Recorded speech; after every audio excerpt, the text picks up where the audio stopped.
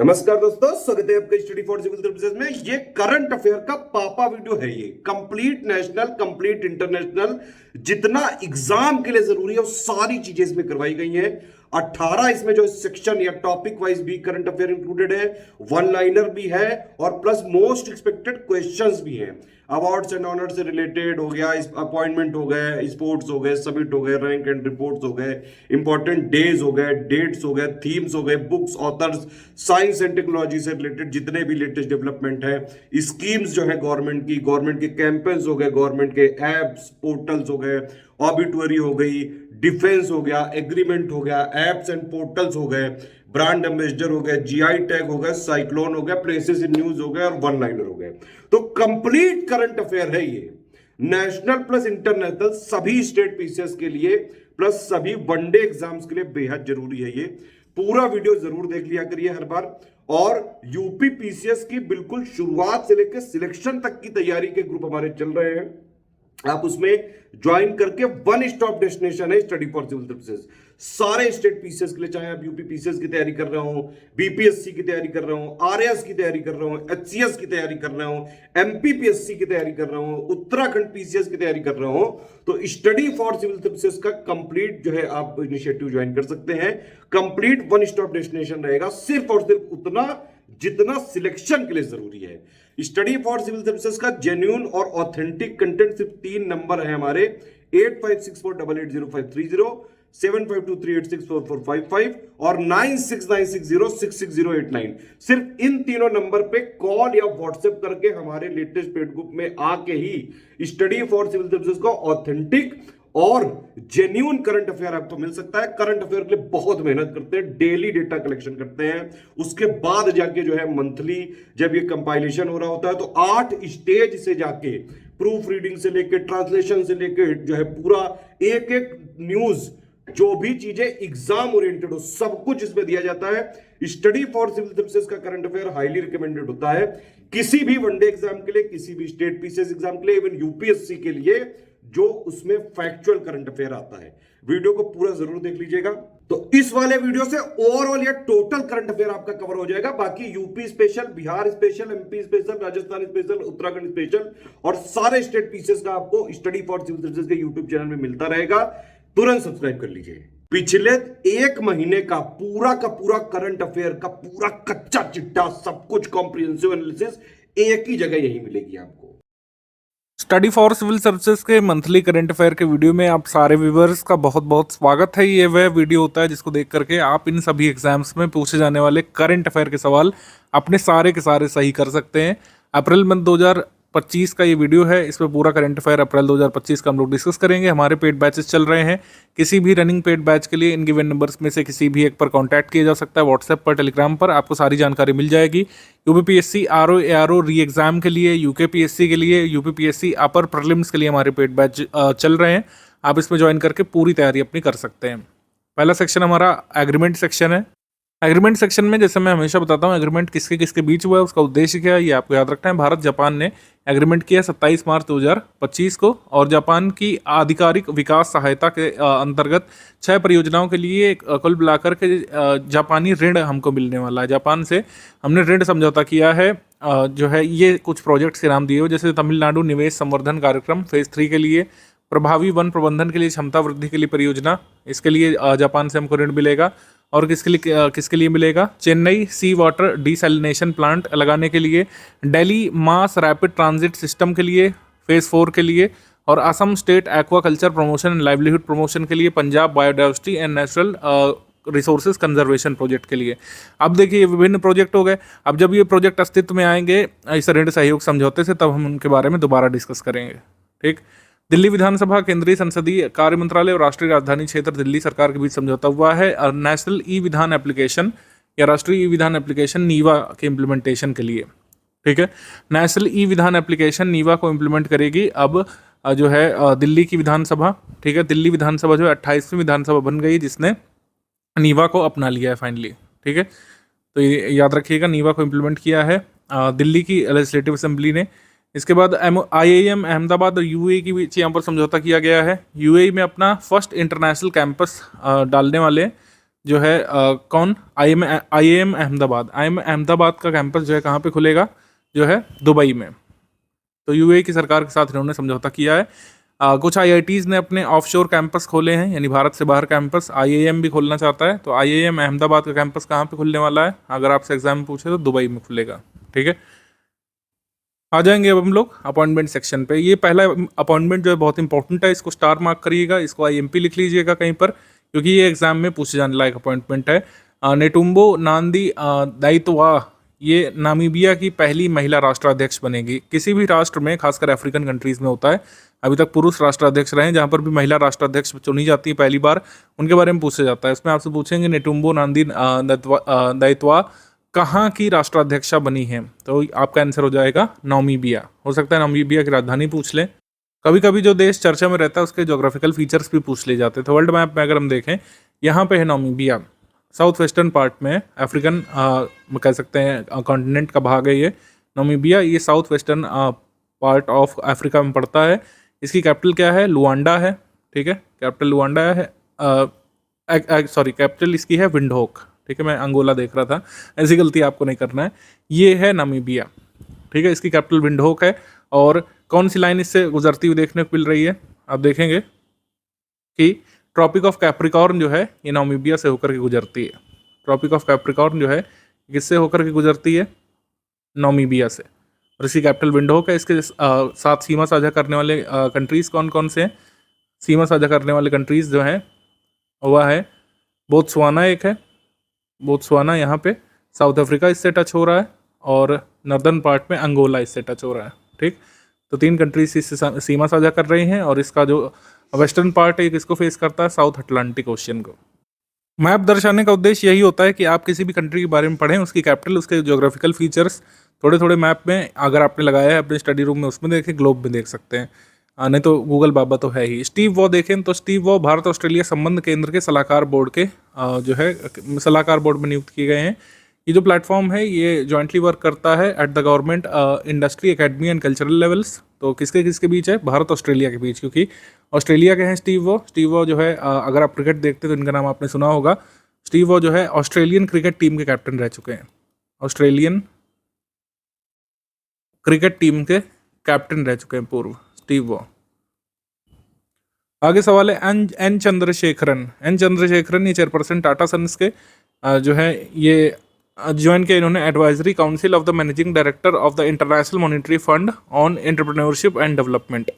IMF के entrepreneurship and development पर जो एडवाइजरी काउंसिल है उसको इन्होंने ज्वाइन किया है एन चंद्रशेखरन ने। आगे निधि तिवारी। निधि तिवारी चर्चा में है, ये प्रधानमंत्री श्री नरेंद्र मोदी जी की PS यानी प्राइवेट सेक्रेटरी बनी है।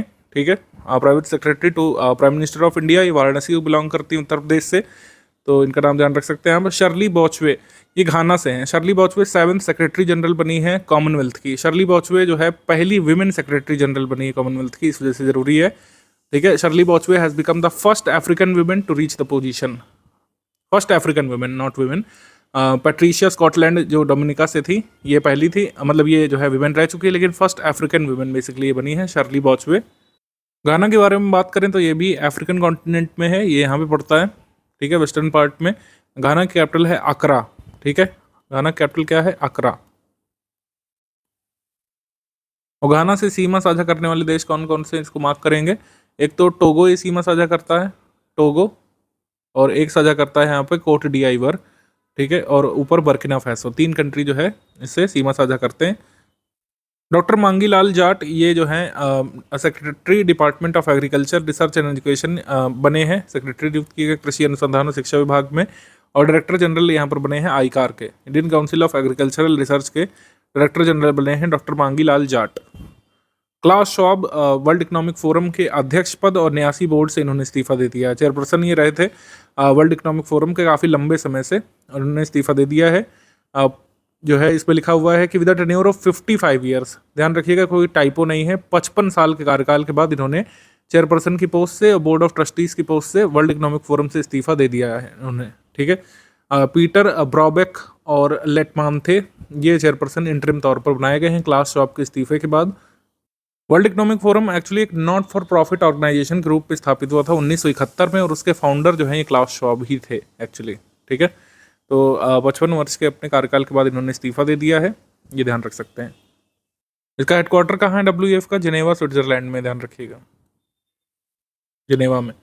आगे है CS शेट्टी, चल्ला श्रीनिवासलू शेट्टी, भारतीय स्टेट बैंक के जो हेड हैं, ये इंडियन बैंक एसोसिएशन के अध्यक्ष बने हैं, chairperson of Indian bank association IBA। Indian bank association का जो हेडक्वार्टर है ये कहाँ पे है? मुंबई में, ठीक है, मुंबई में। न्यायमूर्ति अजय कुमार श्रीवास्तव, जस्टिस अजय कुमार श्रीवास्तव उत्तर प्रदेश राज्य उपभोक्ता विवाद प्रतितोष आयोग के अध्यक्ष बने, यानी कि new chairperson of Uttar Pradesh state consumer dispute redressal commission. Justice Ajay Kumar Srivastava का कार्यकाल यानी पदावधि कब तक के लिए होगी? 4 साल के लिए, नियुक्त किए जाने से 4 साल के लिए, या फिर 67 वर्ष की आयु अगर ये प्राप्त कर लेते हैं, जो भी पहले हो, या 4 साल खत्म हो जाए या फिर ये 67 वर्ष की आयु प्राप्त कर ले, तब तक इनकी नियुक्ति रहेगी Uttar Pradesh state consumer dispute redressal commission में। Shiv Subramaniam Raman, new chairperson of PFRDA pension fund regulatory and development authority के चेयरपर्सन ये बने हैं, शिव सुब्रमण्यम रमन। सुप्रतिम बंदोपाध्याय का स्थान इन्होंने ग्रहण किया है। Pension fund regulatory and development authority PFRDA एक स्टैट्यूटरी बॉडी यानी कि वैधानिक निकाय है, आपको पता होना चाहिए। और किस विधान के तहत इसको बनाया गया है? तो जो कानून है उसका नाम है pension fund regulatory and development authority act 2013। Dinesh Maheshwari पूर्व उच्चतम न्यायालय के न्यायाधीश 23वें विधि आयोग के अध्यक्ष बने। विधि आयोग में दिनेश माहेश्वरी के अलावा न्यायमूर्ति हितेश जैन और न्यायमूर्ति DP वर्मा को पूर्णकालिक सदस्य बनाया गया। तो 23वां लॉ कमीशन जो है अपॉइंट हो चुका है। दिनेश माहेश्वरी जो है फॉर्मर सुप्रीम कोर्ट जज, इसको हेड करेंगे। 23वां लॉ कमीशन है। लॉ कमीशन ऑफ इंडिया एक नॉन स्टैट्यूटरी बॉडी है, इसको जो है सरकार अपॉइंट करती है। सरकार में हम लोग कह सकते हैं ministry of law and justice, department of legal affairs के द्वारा इसको अपॉइंट किया जाता है। जो भी कानून है हमारे उसके बारे में रिकमेंडेशंस देने के लिए। मीराबाई चानू भारतीय भारोत्तोलन महासंघ एथलीट आयोग की नई अध्यक्ष बनी है, new chairperson of Indian weight lifting federation athletes commission. Mohsin Naqvi Pakistan cricket board के अध्यक्ष, एशियन क्रिकेट काउंसिल के नए अध्यक्ष बने, ACC के, ठीक है। इसके बाद न्यायाधीश भूषण रामकृष्ण गवई, या हम लोग कह सकते हैं BR गवई, ये 22वें मुख्य न्यायाधीश 22वें चीफ जस्टिस ऑफ इंडिया बनेंगे अगले, ठीक है। BR गवई को अपना सक्सेसर नियुक्त कर दिया है प्रेजेंट CJI संजीव खन्ना ने, ठीक है। संजीव खन्ना ने अपॉइंट कर दिया BR गवई को अपने सक्सेसर के रूप में, तो ये जल्द जो है CJI बनते हुए आपको देखने को मिल सकते हैं। अनन्या पांडे भारतीय एक्ट्रेस, अंतर्राष्ट्रीय फ्रांसीसी ब्रांड शैनल की पहली भारतीय ब्रांड एम्बेसडर बनी है, शैनल की। शैनल का स्पेलिंग जो है वो ये है। आगे अवार्ड्स एंड ऑनर्स पर बात कर लेते हैं। काफ़ी सारे अवार्ड्स एंड ऑनर्स दिए जाते हैं मार्च अप्रैल मंथ में। 34वां सरस्वती सम्मान, ये बहुत जरूरी है, KK बिरला फाउंडेशन की तरफ से दिया जाता है। ये दिया गया है महामहोपाध्याय साधु भद्रेश दास, महामहोपाध्याय साधु भद्रेश दास को मिला है। संस्कृत के विद्वान है। स्वामी नारायण सिद्धांत सुधा इन्होंने पुस्तक लिखी थी 2022 में, उसके लिए इनको दिया गया है, ठीक है। तो याद रखना आसान है, जहाँ पर लंबा नाम आपको दिखेगा महामहोपाध्याय साधु भद्रेश दास, उनकी पुस्तक का नाम भी लंबा है, स्वामी नारायण सिद्धांत सुधा, तो आप इसमें लगा दीजिएगा कि 34वां सरस्वती सम्मान इनको मिला है। उत्तर प्रदेश अनमोल रत्न पुरस्कार निखिल सिंघल को, विगौर मीडिया वर्ल्ड वाइड के संस्थापक हैं, तपस्या फाउंडेशन ट्रस्ट की तरफ से उत्तर प्रदेश अनमोल रत्न अवार्ड। राष्ट्रीय युवा पुरस्कार ये आकर्ष श्रॉफ को मिला है डॉक्टर मनसुख मंडाविया की तरफ से, for transforming early childhood education in India. वर्चौल दलित पुरस्कार, वर्चौल दलित पुरस्कार P शिवकामी को मिला है, retired IAS officer, film maker PA Ranjith के द्वारा, नीलम कल्चरल सेंटर के द्वारा दिया गया, प्राइवेट अवार्ड है, ठीक है। इंजीनियरिंग और कंप्यूटर विज्ञान में 2026 का TWAS पुरस्कार प्रोफेसर सुमन चक्रवर्ती को मिला है। भारतीय प्रौद्योगिकी संस्थान खड़गपुर में मैकेनिकल इंजीनियरिंग विभाग के चेयर प्रोफेसर हैं। ये अवार्ड दिया जाता है यूनेस्को की तरफ से, इसलिए ज़रूरी है। यूनेस्को की तरफ से पुरस्कार दिया गया है फॉर मेडिकल डायग्नोस्टिक सॉल्यूशंस। लता दीनानाथ मंगेशकर पुरस्कार 2025, ये RSS हेड मोहन भागवत के हाथों से मिला था कुमार मंगलम बिरला को। आगे है स्कॉच पुरस्कार, उत्तर प्रदेश पुलिस जांच अभियोजन और रक्षा और सजा पोर्टल, यानी कि Uttar Pradesh police investigation prosecution and punishment portal जो है उसको मिला है स्कॉच ग्रुप की तरफ से, क्योंकि जो ये पोर्टल उत्तर प्रदेश की पुलिस चलाती है mafia related crimes, POCSO, rape और अदर हीनियस केसेस में को मॉनिटर करने के लिए, उसकी इन्वेस्टिगेशन को मॉनिटर करने के लिए और चार्जशीट वगैरह फाइलिंग को आसान बनाने के लिए। सतत विकास नेतृत्व पुरस्कार 2025 डॉक्टर भारत जगदेव को गुयाना के उपराष्ट्रपति हैं, और मरीना सिल्वा को ब्राजील के पर्यावरण और जलवायु परिवर्तन मंत्री को सस्टेनेबल डेवलपमेंट लीडरशिप अवार्ड टेरी की तरफ से, द एनर्जी रिसोर्सेज इंस्टीट्यूट की तरफ से ये दिया गया है। प्रधानमंत्री पुरस्कार ये मिला है पोषण ट्रैकर ऐप को, नवाचार श्रेणी में प्राइम मिनिस्टर अवार्ड मिला है पोषण ट्रैकर ऐप को। ठीक है, आगे है लिस्बन का सर्वोच्च सम्मान सिटी ऑफ ऑनर। लिस्बन का सर्वोच्च सम्मान कार्लोस मैनुअल जो है मेयर ऑफ लिस्बन की तरफ से प्रेसिडेंट द्रौपदी मुर्मू को दिया गया था, सिटी की ऑफ ऑनर पुरस्कार। ठीक है, लिस्बन जो है ये कहाँ पे स्थित है, ज्योग्राफिकली आपको पता होना चाहिए कि ये राजधानी शहर है किसका, पोर्चुगल का। पोर्चुगल ये पुर्तगाल का ये कह सकते हैं कैपिटल सिटी है, कैपिटल सिटी ऑफ पोर्चुगल। यहाँ की मेयर ने लिस्बन का हाईएस्ट ऑनर सिटी की ऑफ ऑनर दिया है हमारे देश की राष्ट्राध्यक्ष को। मानद डॉक्टरेट की उपाधि प्रेसिडेंट द्रौपदी मुर्मू को दी गई थी। Constantine the philosopher university of Slovakia, Slovakia में कॉन्स्टेंटीन द फिलोसफर यूनिवर्सिटी की तरफ से जो है ये पुरस्कार दिया गया था प्रेसिडेंट द्रौपदी मुर्मू को, ऑनररी डॉक्टरेट की उपाधि। ठीक है, ध्यान रख सकते हैं। आगे अंतर्राष्ट्रीय बुकर पुरस्कार अभी आया नहीं। अंतर्राष्ट्रीय बुकर पुरस्कार में एक प्रक्रिया होती है कि पहले किताबों को लॉन्ग लिस्ट किया जाता है, फिर शॉर्ट लिस्ट किया जाता है। तो शॉर्ट लिस्ट में शामिल होने वाली एकमात्र जो है कन्नड़ा भाषा की पुस्तक जो है हर्ट लैम्प, जिसको इंग्लिश में अनुवाद किया गया था, इसको शामिल किया गया शॉर्ट लिस्ट में। तो पहली बार किसी कन्नड़ा भाषा की पुस्तक को बुकर की शॉर्ट लिस्ट में शामिल किया गया है।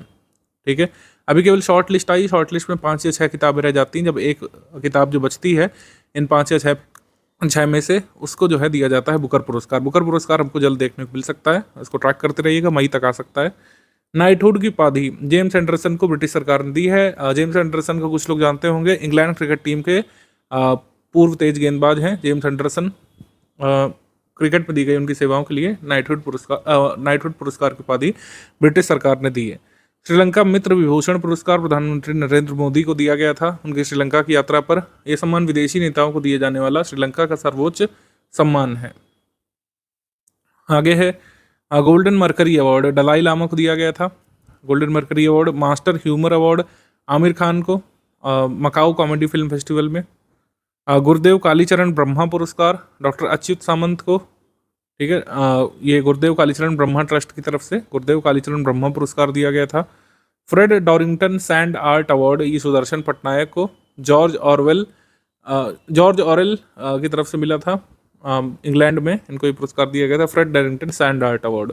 भगवान गणेश की 10 मीटर की मूर्ति इन्होंने बनाई थी, उसके लिए दिया गया था।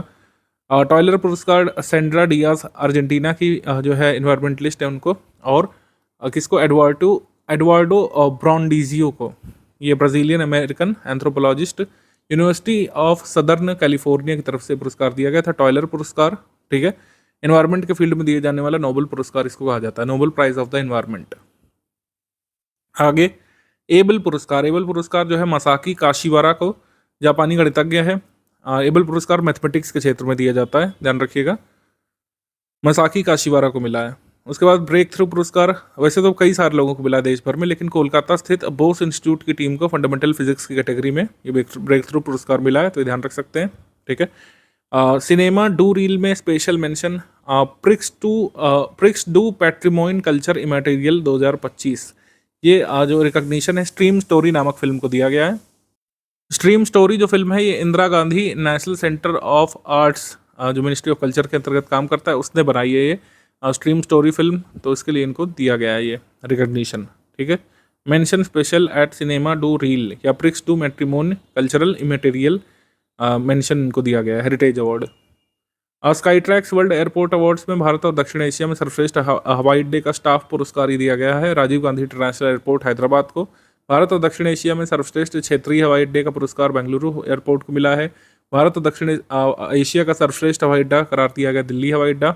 भारत और दक्षिण अफ्रीका का सबसे स्वच्छ हवाई अड्डा पुरस्कार गोवा में मनोहर पर्रिकर एयरपोर्ट को। भारत और दक्षिण एशिया में सर्वश्रेष्ठ एयरपोर्ट होटल ताज बेंगलुरु को रिकॉग्निशन मिला है, तो ये ध्यान रख सकते हैं। राष्ट्रीय बौद्धिक संपदा पुरस्कार वाणिज्य एवं उद्योग मंत्रालय की तरफ से दिया गया है। शीर्ष भारतीय व्यक्तिगत पेटेंट में सिद्धरामप्पा शिवशंकर धरणे को पुरुष कैटेगरी में और स्वागतिका पांडा को महिला कैटेगरी में। शीर्ष भारतीय व्यक्तिगत डिजाइन में डॉक्टर अनुषा पी को महिला में और शीर्ष भारतीय शैक्षणिक संस्थान पेटेंट में भारतीय प्रौद्योगिकी संस्थान कानपुर उत्तर प्रदेश को पेटेंट दाखिल करने, अनुदान करने और व्यावसायिकीकरण के लिए शीर्ष अनुसंधान एवं विकास के लिए जो संगठन काम करता है उसको, उसमें अन्ना यूनिवर्सिटी को मिला है। आईपी पोषित करने के लिए सर्वश्रेष्ठ इंक्यूबेटर पुरस्कार नालंदा प्रौद्योगिकी संस्थान फाउंडेशन को। इतने अवार्ड ध्यान रख सकते हैं, वैसे तो कई सारे थे। आगे है एशियाई green airports recognition award. Green airports recognition पुरस्कार में जो है 6 मिलियन से कम यात्रियों वाली संख्या की श्रेणी में प्लैटिनम अवार्ड हुबली एयरपोर्ट को, हुबाली एयरपोर्ट को। 15 से 38 मिलियन यात्रियों की श्रेणी में silver award Kempegowda international airport Bengaluru को। 6 से 15 मिलियन यात्रियों की संख्या में silver award Kochi international airport को मिला है, याद रख सकते हैं। विजडन क्रिकेटर अलमनाक में अग्रणी पुरुष क्रिकेटर में शामिल किया गया जसप्रीत बुमराह को, और विजडन की अग्रणी महिला क्रिकेट श्रेणी में जो है स्मृति मंदाना को। दोनों भारतीय इस बार विजडन क्रिकेटर्स अलमनाक में शामिल किए गए। ठीक, आगे हम लोग देख लेते हैं बुक्स एंड ऑथर में। The India I saw a glimpse into the life of S Ambujammal. S Ambuja Ammal की लाइफ पर श्री राम जे जो हिस्टोरियन है उन्होंने पुरस्कार लिखा है, मतलब ये माफ कीजिएगा कित पुस्तक लिखी है। English translation of Nankanda Bharatham. Nankanda Bharatham नामक एक biography freedom fighter S Ambuja Ammal की, उसको इंग्लिश में ट्रांसलेट बेसिकली किया है इस नाम से, the India I saw a glimpse into the life of S Ambuja Ammal. Shri Ram V ने ट्रांसलेशन इसका किया है, तो ये किताब ध्यान रख सकते हैं। आगे ripples of change gender transformation rural wash programmes in India. ये केंद्रीय जल शक्ति मंत्री जी ने इसका विमोचन किया था किताब का। इस पुस्तक का प्रकाशन पेयजल और स्वच्छता विभाग यूनिसेफ इंडिया के सहयोग से किया गया है। Ripples of change. The great consolidator Lal Bahadur Shastri and transformation of India. The great consolidator Lal Bahadur Shastri के जीवन पर केंद्रित ये किताब लिखी है संजीव चोपड़ा ने, संजीव चोपड़ा। इसके बाद संस्कृति का 5वां अध्याय। संस्कृति का 5वां अध्याय बेसिकली कलेक्शन है प्रधानमंत्री जी की संस्कृति और विचारों पर केंद्रित स्पीचेस का, ये संकलन है। इसको कहा गया संस्कृति का 5वां अध्याय। अब ये किस नाम, मतलब किस बुक से प्रेरित ये टाइटल है? संस्कृति के 4 अध्याय जो रामधारी सिंह दिनकर जी की किताब है, उनकी जो है कह सकते हैं टाइटल पर ये प्रेरित है, संस्कृति का 5वां अध्याय। इसका प्रीफेस किसने लिखा है? राम बहादुर राय ने। कंपाइल किसने किया? डॉक्टर प्रभात ओझा ने, डॉक्टर प्रभात ओझा। इंपॉर्टेंट डेट्स थीम देख लेते हैं हम लोग। तीसरा अंतर्राष्ट्रीय शून्य अपशिष्ट दिवस, इंटरनेशनल जीरो वेस्ट डे 30 मार्च को मनाया जाता है। Towards zero waste in fashion and textile इस बार थीम थी। राजस्थान का स्थापना दिवस 30 मार्च को हम लोग मनाते हैं। 90वां उत्कल दिवस या ओडिशा दिवस, ये 1 अप्रैल को मनाया जाता है, जब स्टेटहुड यहाँ पर मिला था। Statehood on the basis of language Odisha को जब प्राप्त हुआ था 1 अप्रैल 1936 में। 91वां भारतीय रिजर्व बैंक स्थापना दिवस, ये 1 अप्रैल को मनाया जाता है। 1 अप्रैल 1935 को भारतीय रिजर्व बैंक अधिनियम 1934 के अनुसार आरबीआई की स्थापना की गई थी। ठीक है। अंतर्राष्ट्रीय अंतरात्मा दिवस, इंटरनेशनल डे ऑफ कॉन्शियंस, ये 5 अप्रैल को मनाया जाता है। भारतीय जनता पार्टी का 46वां स्थापना दिवस 6 अप्रैल को मनाया गया था। 6 अप्रैल 1980 में ऑफिशियल तौर पर बीजेपी की स्थापना हुई थी। आगे है विश्व स्वास्थ्य दिवस। विश्व स्वास्थ्य दिवस ये 7 अप्रैल को होता है। ठीक है। 7 अप्रैल को हेल्दी बिगिनिंग्स होपफुल फ्यूचर इस बार थीम थी। वर्ल्ड होम्योपैथी डे ये 10 अप्रैल को होता है। अध्ययन अध्यापन अनुसंधान इस बार थीम थी, यानी मतलब भारत ने इसको मनाया था अध्ययन अध्यापन अनुसंधान नाम से। वर्ल्ड पार्किंसंस दिवस, पार्किंसंस डिसीज डे, ये 11 अप्रैल को मनाया जाता है। मानव अंतरिक्ष उड़ान का अंतर्राष्ट्रीय दिवस 12 अप्रैल को। The beginning of the space era for Mankind इस बार थीम थी। जलियांवाला बाग की नरसंहार की 106वीं वर्षगांठ यानी 106 नंबर की वर्षगांठ ये मनाई गई थी 13 अप्रैल को। शगास डिसीज डे ये 14 अप्रैल को। शगास डिसीज को साइलेंट या साइलेंस डिसीज के नाम से भी जाना जाता है। डॉक्टर भीमराव अंबेडकर जी की जयंती 14 अप्रैल को मनाते हैं। इनका जन्म 14 अप्रैल 1891 को हुआ था। न्यूयॉर्क के मेयर एरिक एडम्स ने न्यूयॉर्क शहर में 14 अप्रैल को डॉक्टर पी.आर. अंबेडकर दिवस के रूप में इस साल घोषित किया है। तो न्यूयॉर्क के मेयर ने 14 अप्रैल को वहाँ पर बी.आर. अंबेडकर डे के नाम से मनाए जाने की घोषणा की थी, ये ध्यान रख सकते हैं। आगे हिमाचल दिवस। हिमाचल दिवस 15 अप्रैल को मनाया जाता है। 25 जनवरी 1971 को हिमाचल प्रदेश जो है पूर्ण राज्य के अस्तित्व में आया था। विश्व कला दिवस वर्ल्ड आर्ट डे ये 15 अप्रैल को होता है। लियोनार्डो डा विंची के जन्म दिवस पर मनाया जाता है। वर्ल्ड वॉइस डे 16 अप्रैल को एम्पावर योर वॉइस थीम थी। सेव द एलिफेंट डे 16 अप्रैल को, सेव द एलिफेंट डे 16 अप्रैल को। तो ये तो हो गया save the elephant day. World elephant day कब मनाया जाता है आपको पता होना चाहिए। वर्ल्ड एलिफेंट डे मनाया जाता है हर साल 12 अगस्त को, 12 अगस्त को वर्ल्ड एलिफेंट डे मनाया जाता है। इसके बाद world haemophilia day, world haemophilia day ये हम लोग बनाते हैं 17 अप्रैल को। इस बार इसकी थीम थी एक्सेस फॉर ऑल। हीमोफीलिया जो डिसीज़ है ये एक जेनेटिक डिसीज़ है। इसमें क्या होता है कि ब्लड कोएगुलेट नहीं करता है, यानी कि खून का थक्का नहीं जमता है। इसमें क्या होता है कि किसी का खून बहने लगे तो रुकता नहीं है। वर्ल्ड हेरिटेज डे 18 अप्रैल को मनाया जाता है। वर्ल्ड हेरिटेज डे, इस बार थीम थी heritage under the threat from disasters and conflict. World liver day ये 19 अप्रैल को मनाया जाता है। वर्ल्ड लीवर डे 19 अप्रैल को। फूड इज मेडिसिन इस बार थीम थी। अभी एई का पेपर जो हुआ था उसमें जी इसमें पूछा गया था वर्ल्ड हार्ट डे कब मनाते हैं। वर्ल्ड हार्ट डे कब बनाते हैं ये आप कमेंट सेक्शन में लिख करके बताइए। When is world heart day celebrated. चीनी भाषा दिवस चाइनीज लैंग्वेज डे ये 20 अप्रैल को मनाते हैं। 17वां नेशनल सिविल सर्विसेज डे 21 अप्रैल को। इस बार इसकी थीम थी भारत का समग्र विकास। पहली बार 21 अप्रैल 2006 को मनाया गया था ये जो है, तब से हम लोग राष्ट्रीय लोक सेवा दिवस मनाते हैं।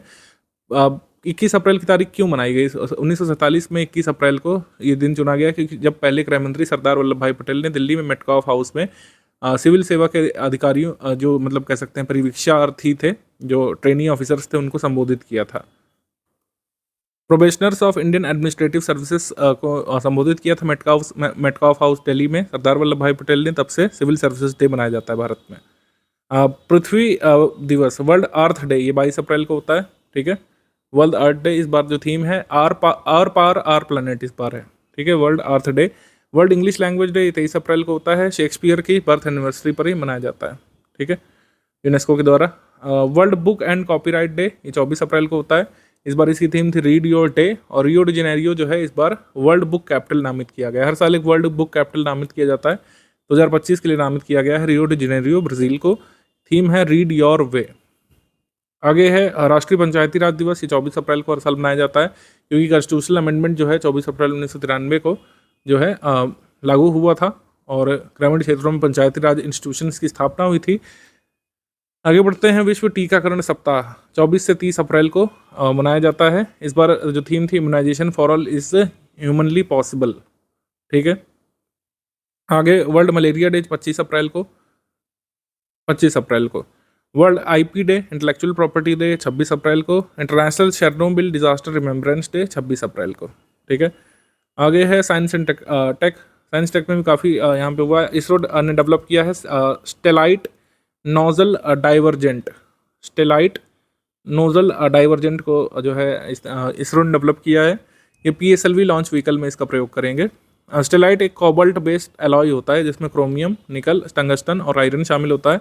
इसकी स्ट्रेंथ जो है ये हाई टेम्परेचर बनी रहती है, इस वजह से इसको नोजल में इस्तेमाल करेंगे स्टेलाइट को इसरो वाले, ये याद रख सकते हैं। Blind sight chip, Elon Musk की कंपनी न्यूरलिंक ने बनाया है एक ब्लाइंड साइट चिप। इसका इस्तेमाल ये किस में करेंगे? इसका इस्तेमाल करेगी ये कंपनी ऐसे लोगों को दृष्टि देने के लिए जो अपनी आंख और ऑप्टिक नर्व भी गंवा चुके हैं। जो लोग थोड़ा सा पता रखते हैं उनको पता है कि अगर इंसान की ऑप्टिक नर्व अगर ख़राब हो गई तो वो कभी भी देख नहीं सकता, कितनी सर्जरी कर ली जाए। लेकिन ब्लाइंड साइट चिप बनाने वाली न्यूरालिंक ये क्लेम कर रही है कि जिसकी ऑप्टिक नर्व नहीं है वो भी देख सकता है। और इसके लिए जो है ये लोग अपना फर्स्ट टाइम में ट्रायल शुरू करेंगे 2025 के अंत तक, प्रयोग में लाएंगे इसको और ब्रेक थ्रू डिवाइस इसको नाम दिया गया है।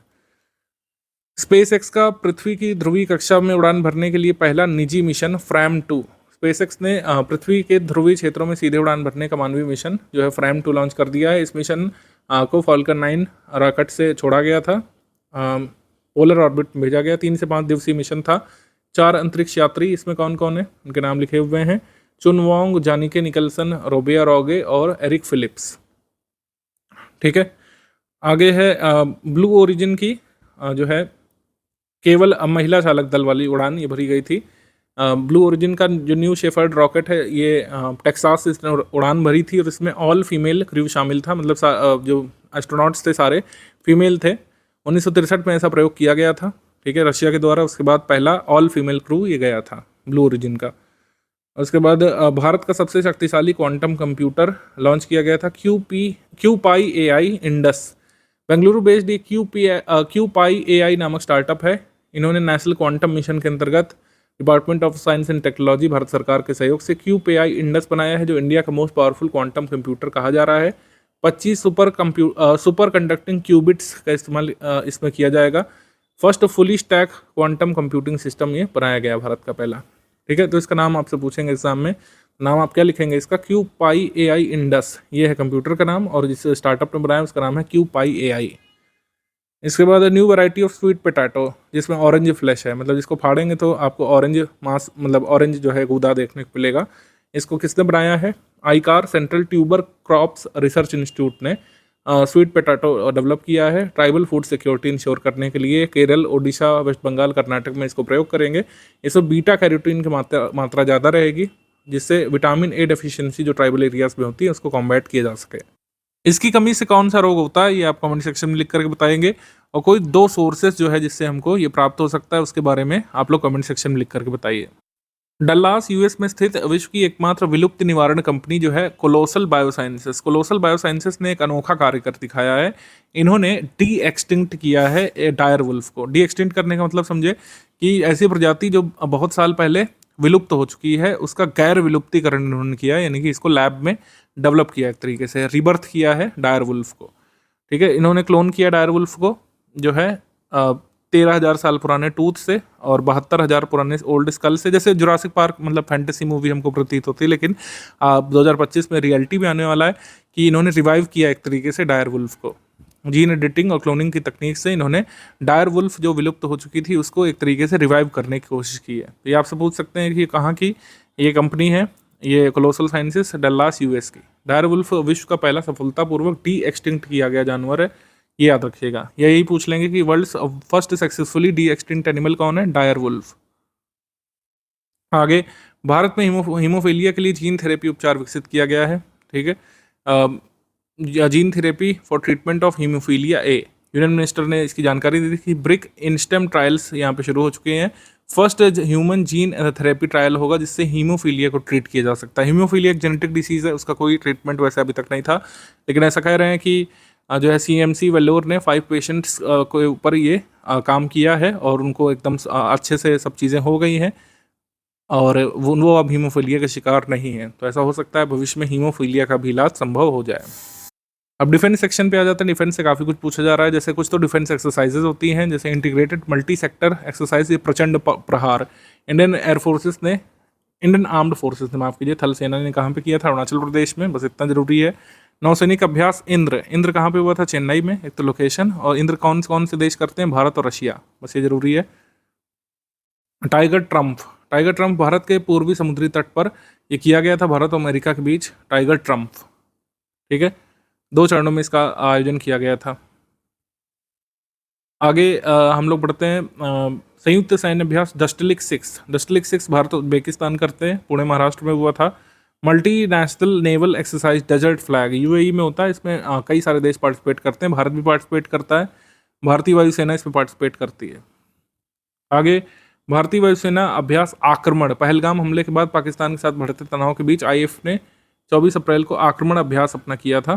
ठीक है, आक्रमण अभ्यास में कई सारे जो अपने विमान वगैरह है वो उड़ा के दिखाए जाते हैं, जैसे S-400 air defence system, MKI fighter jets, ये सब MiG-21 ये सब उड़ा के दिखाए गए थे। ठीक है, राफेल ये सब का यूज़ किया था भारत ने अपनी शक्ति प्रदर्शन करने के लिए 24 अप्रैल 2025 को।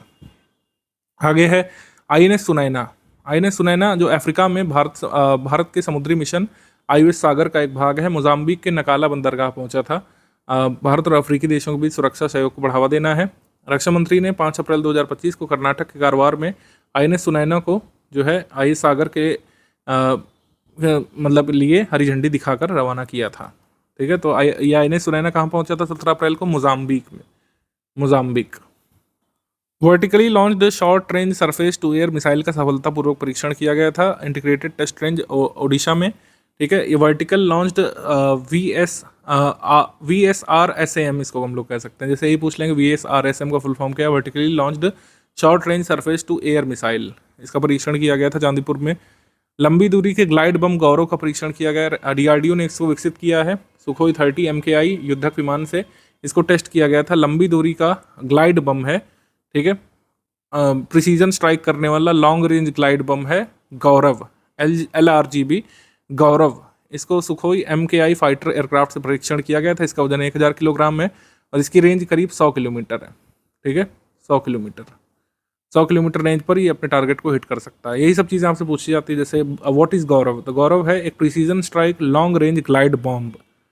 वजन कितना 1000 किलोग्राम है और ये 100 किलोमीटर के दायरे में, वैसे 150 अभी तक 100 किलोमीटर टेस्ट किया गया है कि ये सटीकता से लक्ष्य को भेज सकता है। ठीक है, आगे laser directed energy weapon system, ये काफ़ी चर्चा में था। जो हमारा सहस्त्र शक्ति नामक एक कह सकते हैं प्रोग्राम है, सहस्त्र शक्ति, उसके तहत इसको डेवलप किया गया है। सहस्त्र शक्ति प्रोग्राम के तहत इसको डेवलप किया गया है। ये क्या है, laser directed energy weapon system है। क्या मतलब है इसका? इसका मतलब ये है कि एक ऐसा सिस्टम है जो मतलब जैसे आप कह सकते हैं कि जैसे बड़े से कह सकते हैं बैरल पे कुछ हम लेज़र छोड़ेंगे और उड़ने वाले ड्रोन को और जो कुछ हमारे दुश्मन सेना के कुछ टैंक वगैरह हो सकते हैं उसको न्यूट्रलाइज कर सकता है लंबी दूरी पर। ठीक है, छोटे विमान और ड्रोन के झुंड को मार गिरा सकता है। यानी कि जो छोटे लेवल के जो ड्रोन होते हैं या फिर जो बिना चालक वाले विमान जो होते हैं वो दुश्मन के उनको मार गिरा सकता है डायरेक्टली ज़मीन से लेज़र छोड़ करके। ये है उच्च शक्ति वाले लेज़र हथियार प्रणाली की क्षमता अभी तक किसके पास थी? अमेरिका, रशिया, चाइना के बाद, और इंडिया चौथा देश बन गया जिसके पास लेज़र डायरेक्टेड वेपन सिस्टम है। इसको टेस्ट कहाँ पे किया गया था? कुर्नूल, आंध्र प्रदेश में, ध्यान रखिएगा। ठीक है, DRDO वर्तमान में 300 किलोवाट से अधिक शक्तिशाली सूर्य हथियार का भी परीक्षण कर रहा है जिसकी सीमा जो है 20 किलोमीटर होगी। इसकी रेंज बेसिकली कितनी है जो अभी तक हमने बनाया है? इसकी रेंज 5 किलोमीटर है। अब हम सूर्य नामक एक वेपन सिस्टम भी डेवलप कर रहे हैं जिसकी रेंज 20 किलोमीटर होगी। अभी तक हमने 5 किलोमीटर की रेंज वाला ये laser directed high energy weapon system बनाया है जो 5 किलोमीटर के दायरे में उड़ने वाले दुश्मन के ड्रोन वगैरह को लेज़र बीम छोड़ करके बर्बाद कर सकता है।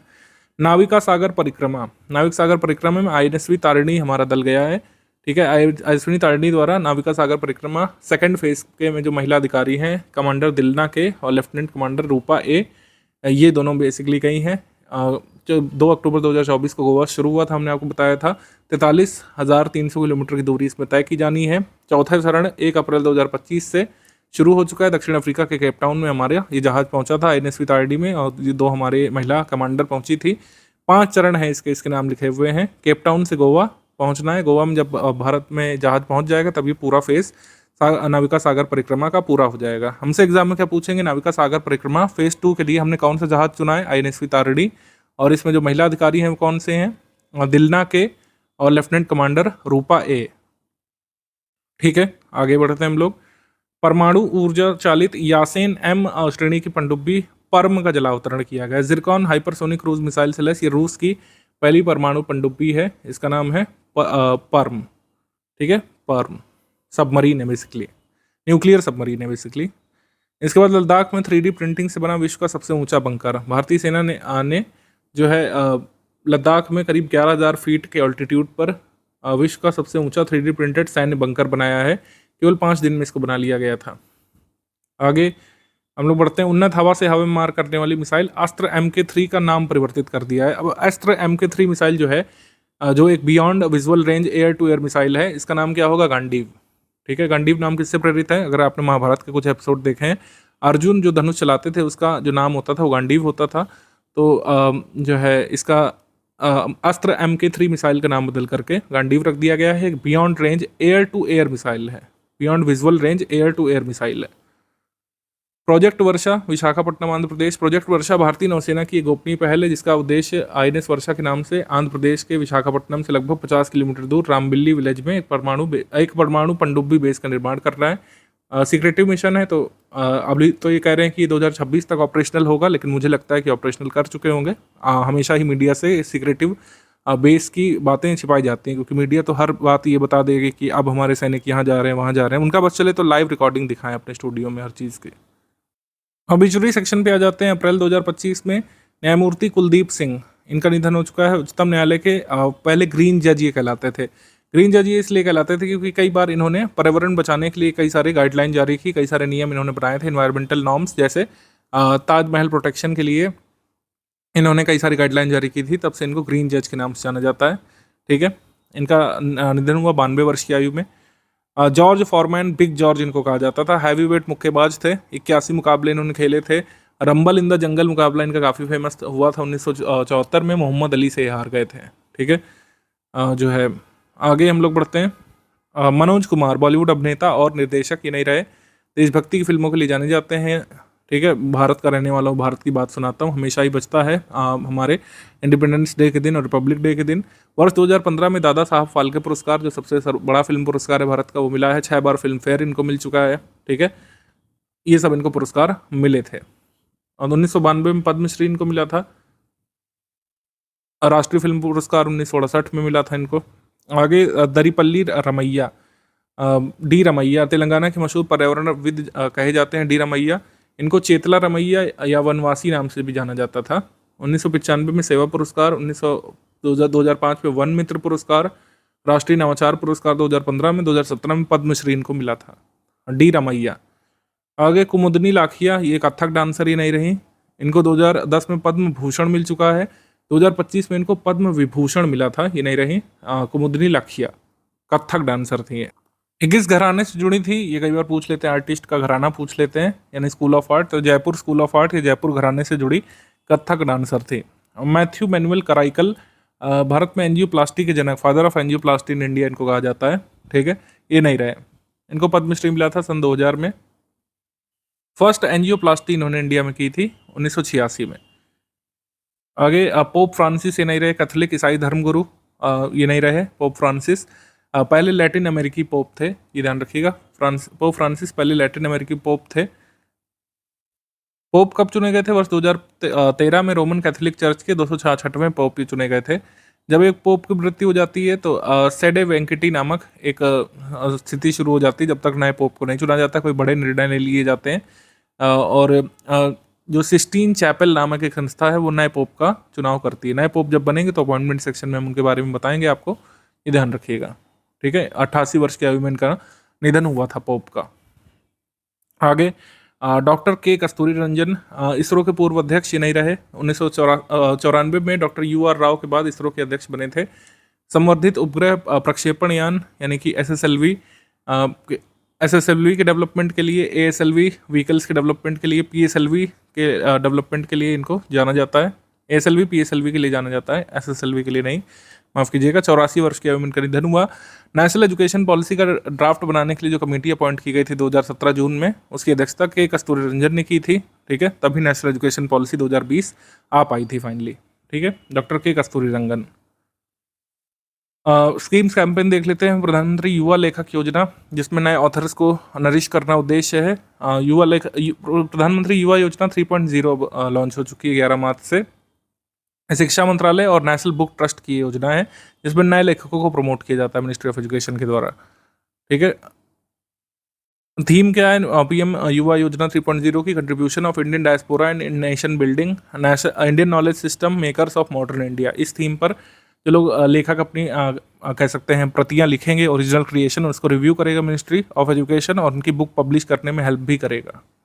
इसके तहत भारत में प्लास्टिक पार्क योजना 11 अप्रैल को अनाउंस की गई थी और इसमें 10 प्लास्टिक पार्क अप्रूव किए गए हैं अलग अलग जगहों पर। तो जैसे एक बनेगा तमोट मध्य प्रदेश में, बिलौआ मध्य प्रदेश में, सितारगंज उत्तराखंड में, गोरखपुर उत्तर प्रदेश में। अन्य स्थानों के नाम मैंने इसमें ऐड कर रहा हूँ, जिस स्टेट पीसेस की हम लोग तैयारी कराते हैं, वो वहाँ पर जहाँ पर प्लास्टिक पार्क बनेगा उन लोकेशंस का नाम हमने दे दिया है, ठीक है। दो मतलब ये प्लास्टिक पार्क बनेंगे मध्य प्रदेश में, एक सितारगंज में उत्तराखंड में, गोरखपुर में बनेगा प्लास्टिक पार्क उत्तर प्रदेश में, ठीक है, ये ध्यान रखिएगा। तो प्लास्टिक पार्क स्कीम के तहत प्लास्टिक पार्क कहाँ बनेगा? उत्तर प्रदेश में, गोरखपुर में, ये याद रख सकते हैं, ऐसा ही एग्जाम में आएगा। मध्य प्रदेश में कहाँ बनेगा? MPPSC में पूछ सकते हैं। आगे national critical mineral mission. Critical mineral शब्द काफ़ी चर्चा में है। क्रिटिकल मिनरल के लिए मिशन लॉन्च कर दिया गया है। 2024-25 से लेकर 2030-31 तक 1200 जगहों पर एक्सप्लोरेशन किया जाएगा, खोजा जाएगा कि भारत में क्रिटिकल मिनरल्स कहाँ कहाँ पे मिल सकते हैं। भारत में कितने मिनरल्स को क्रिटिकल मिनरल्स माना जाता है? तो 30 ऐसे क्रिटिकल मिनरल्स हैं, मतलब मिनरल्स हैं जिसको भारत में क्रिटिकल मिनरल्स का दर्जा दिया गया है। क्रिटिकल मिनरल्स का पैमाना क्या है? भारत में क्रिटिकल मिनरल्स का पैमाना ये है कि ऐसे रणनीतिक रूप से महत्वपूर्ण मिनरल्स जिसकी आपूर्ति अगर कम हो जाती है या बाधित हो जाती है तो हमको विभिन्न प्रकार की समस्याओं का सामना करना पड़ सकता है। वाइब्रेंट विलेजेस कार्यक्रम का सेकंड फेज लॉन्च कर दिया गया है। 100% सरकारी वित्त पोषण वाली योजना है, मतलब स्टेट्स को इसमें कुछ नहीं देना होता है। वाइब्रेंट विलेजेस प्रोग्राम है क्या? बेसिकली वाइब्रेंट विलेजेस प्रोग्राम का आशय यह है कि भारत जिन जिन अंतर्राष्ट्रीय जगहों पर, मतलब जिन जिन जगहों पर अंतर्राष्ट्रीय बॉर्डर साझा करता है, जैसे पंजाब का बॉर्डर जुड़ा है पाकिस्तान से, राजस्थान का, सिक्किम का, उत्तराखंड का, किसी न किसी देश से जो बॉर्डर जुड़ा है, वहाँ के सीमा के पास के जो गाँव हैं, विलेजेस हैं, उनमें इंफ्रास्ट्रक्चर इंप्रूव करना, सिक्योरिटी इन्हेंस करना, उन विलेजेस का विकास करना। तो वाइब्रेंट विलेजेस स्कीम का उद्देश्य क्या है? जो भारत की सीमा पर, मतलब दूसरे देशों के साथ लगने वाली सीमा पर पड़ने वाले जो विलेजेस हैं उनका विकास करना। तो जितने भी स्टेट्स या यूटीज टच करते हैं हमारे दूसरे देशों की सीमाओं को, उनके वहाँ पर स्थित विलेजेस का विकास इसके तहत किया जाता है। ठीक है। विलेजेस और ब्लॉक्स जो इंटरनेशनल लैंड बॉर्डर से जुड़े हैं उनका डेवलपमेंट यहाँ पे किया जाता है। नॉर्दर्न बॉर्डर को ऑलरेडी कवर किया जा चुका है वाइब्रेंट विलेजेस प्रोग्राम 1 में। अब और भी जगहों को कवर किया जाएगा, नॉर्थ ईस्ट वगैरह को, वेस्ट पार्ट को ऑफ इंडिया को। अब राज्य की योजना जो चर्चा में रहती है, जैसे मुख्यमंत्री जल संचय योजना, सिंपली पूछेंगे कि ये कहाँ की योजना है? हरियाणा सरकार की। ठीक है। इसमें भूजल स्तर बढ़ाने का उद्देश्य है और किसानों को सीधा लाभ देने का उद्देश्य है हरियाणा सरकार का। जीरो पॉवर्टी P4 इनिशिएटिव, ये आंध्र प्रदेश की सरकार की इनिशिएटिव है। इसके तहत वो क्या करने वाले हैं? जो सबसे धनी आबादी है, सबसे गरीब 20% आबादी के लिए कुछ कार्य करेगी यहाँ पर, उनकी आय बढ़ाने में हेल्प करेगी। ये है यहाँ पे। आगे महिला उद्यमिता सहायता योजना है, मुख्यमंत्री महिला उद्यमिता अभियान, ये असम की सरकार ने चलाया अप्रैल मंथ में। ठीक है। इसमें 2 करोड़ महिलाओं को लखपति दीदी ये बनाएंगे। ठीक है। सेल्फ हेल्प ग्रुप से जुड़ी विमेन एंटरप्रेन्योर्स को प्रमोट करेंगे रूरल एरियाज में। बेसिकली मुख्यमंत्री महिला उद्यमिता अभियान, ये कहाँ का है? असम की सरकार का। आगे pink e rickshaw initiative Maharashtra की सरकार ने शुरू किया, जिससे वहाँ पे 8 जिलों में बेसिकली अभी जारी किया गया है। 25,000 रुपये केंद्र सरकार की तरफ से, 75,000 रुपये राज्य सरकार की तरफ से दिए जाएंगे, जिससे ई रिक्शा या ई टैक्सी एक तरीके से खरीद सके महिलाएं और उसको चला करके अपना गुजारा कर सके। बेसिकली ये लोग जो विडो हैं, डिवोर्सी वीमेंस हैं, उनको हेल्प करने वाले हैं। और एज लिमिट रखी गई है विमेन की 20 से 50 वर्ष। लो इनकम ग्रुप की विमेन जो विडो हैं, डिवोर्स्ड हैं, उनको हेल्प करेंगे, जिनकी एज 20 से 50 वर्ष के बीच होनी चाहिए। स्पोर्ट्स करंट अफेयर में आ जाते हैं। आईपीएल में पहली बार 2 हाथों से गेंदबाजी की, मतलब बाएं हाथ से भी गेंदबाजी की, दाएं हाथ से भी, सनराइजर हैदराबाद के प्लेयर कामिंडू मेंडिस ने। कामिंडू मेंडिस वैसे कहाँ से बिलोंग करते हैं? श्रीलंका से। और अपनी किस फ्रेंचाइजी के लिए खेलते हैं? सनराइजर्स हैदराबाद के लिए। अब टेबल टेनिस में देखें तो WTT स्टार कंटेंडर चेन्नई में टेबल टेनिस टूर्नामेंट हुआ था। इसमें भारत के मानव ठक्कर WTT स्टेट कंटेंडर में सेमीफाइनल तक पहुंचने वाले पहले भारतीय टेबल टेनिस प्लेयर बने पुरुष में, ये ध्यान रखिएगा। विजेता हालांकि नहीं बन पाए थे। विनर रहे थे ओ जुन सुंग, ये साउथ कोरिया से, और विनर मिवा हरिमोतो जापान से। आगे फुटबॉल में देख लेते हैं। महिला फीफा विश्व कप 2031 और महिला फीफा विश्व कप 2035 के लिए यहाँ पे होस्ट डिसाइड कर लिए गए हैं। विमेंस फीफा वर्ल्ड कप 2031 जो है ये अमेरिका में होगा, और 2035 वाला जो है ये ब्रिटेन में होगा। ये महिला वाला बात कर रहे हैं, पुरुष वाला नहीं, ध्यान रखिएगा। हॉकी में बात कर लें तो राष्ट्रीय महिला हॉकी लीग रांची झारखंड में इसका आयोजन हुआ था, और विजेता यहाँ पे हॉकी हरियाणा रहा था, उपविजेता यहाँ पे हॉकी उड़ीसा रहा था। ठीक। हीरो एशिया कप हॉकी का आयोजन बिहार में होने वाला है। ठीक है। हीरो एशिया हॉकी कप का 12वां संस्करण जो होगा ये बिहार में होगा।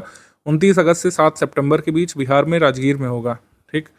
भारतीय महिला हॉकी टीम की खिलाड़ी वंदना कटारिया ने संन्यास ले लिया है। भारत की तरफ से सबसे ज़्यादा इंटरनेशनल हॉकी मैचेस खेलने वाली हॉकी प्लेयर ये हैं, वंदना कटारिया।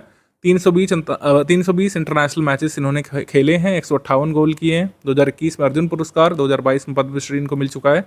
ये उत्तराखंड से हैं, अब ये हॉकी नहीं खेलेंगे। सबसे ज़्यादा match Vandana Kataria international hockey में। मिसलेनियस स्पोर्ट्स देख लेते हैं हम लोग। 21वीं सीनियर एशियन कुश्ती चैंपियनशिप, इसमें शीर्ष 2 देश ईरान और जापान रहे थे। भारत यहाँ पर 8वें स्थान पर रहा था। पदक कुल मिलाकर 10 जीते थे। स्वर्ण पदक विजेताओं के नाम देख सकते हैं। मनीषा भानवाला, इन्होंने फ्री स्टाइल स्पर्धा में स्वर्ण जीता था। और सिल्वर मेडल विजेता कौन थे? दीपक पुनिया, उदित कुमार और रितिका हुड्डा। तो बस इनका नाम आप ध्यान रख सकते हैं। FIG कलात्मक जिम्नास्टिक एपरेटिस विश्व कप, ये जिम्नास्टिक विश्व कप ये हुआ था। महिलाओं की वॉल्ट स्पर्धा में जो है ब्रॉन्ज मेडल जीता था प्रणति नायक ने इंडिया से। वॉल्ट प्रतिस्पर्धा में कोई भी इंटरनेशनल मेडल जीतने वाली ये तीसरी भारतीय जिम्नास्ट बनी है अभी तक ये कारनामा सिर्फ दीपा कर्माकर और अरुणा रेड्डी ने किया था। आगे है एजलहॉफ CSI लायर कॉम्पिटिशन। युवा भारतीय घुड़सवार निहारिका सिंघानिया ने बेल्जियम में ये घुड़सवारी प्रतियोगिता जो हुई थी उसमें पहला स्थान प्राप्त करके स्वर्ण पदक जीता था। यूजियांग हाफ मैराथन। यूजियांग हाफ मैराथन जो है चाइना में हुआ था, और चाइना हमेशा ही अभिनव कार्य करने के लिए जाना जाता है।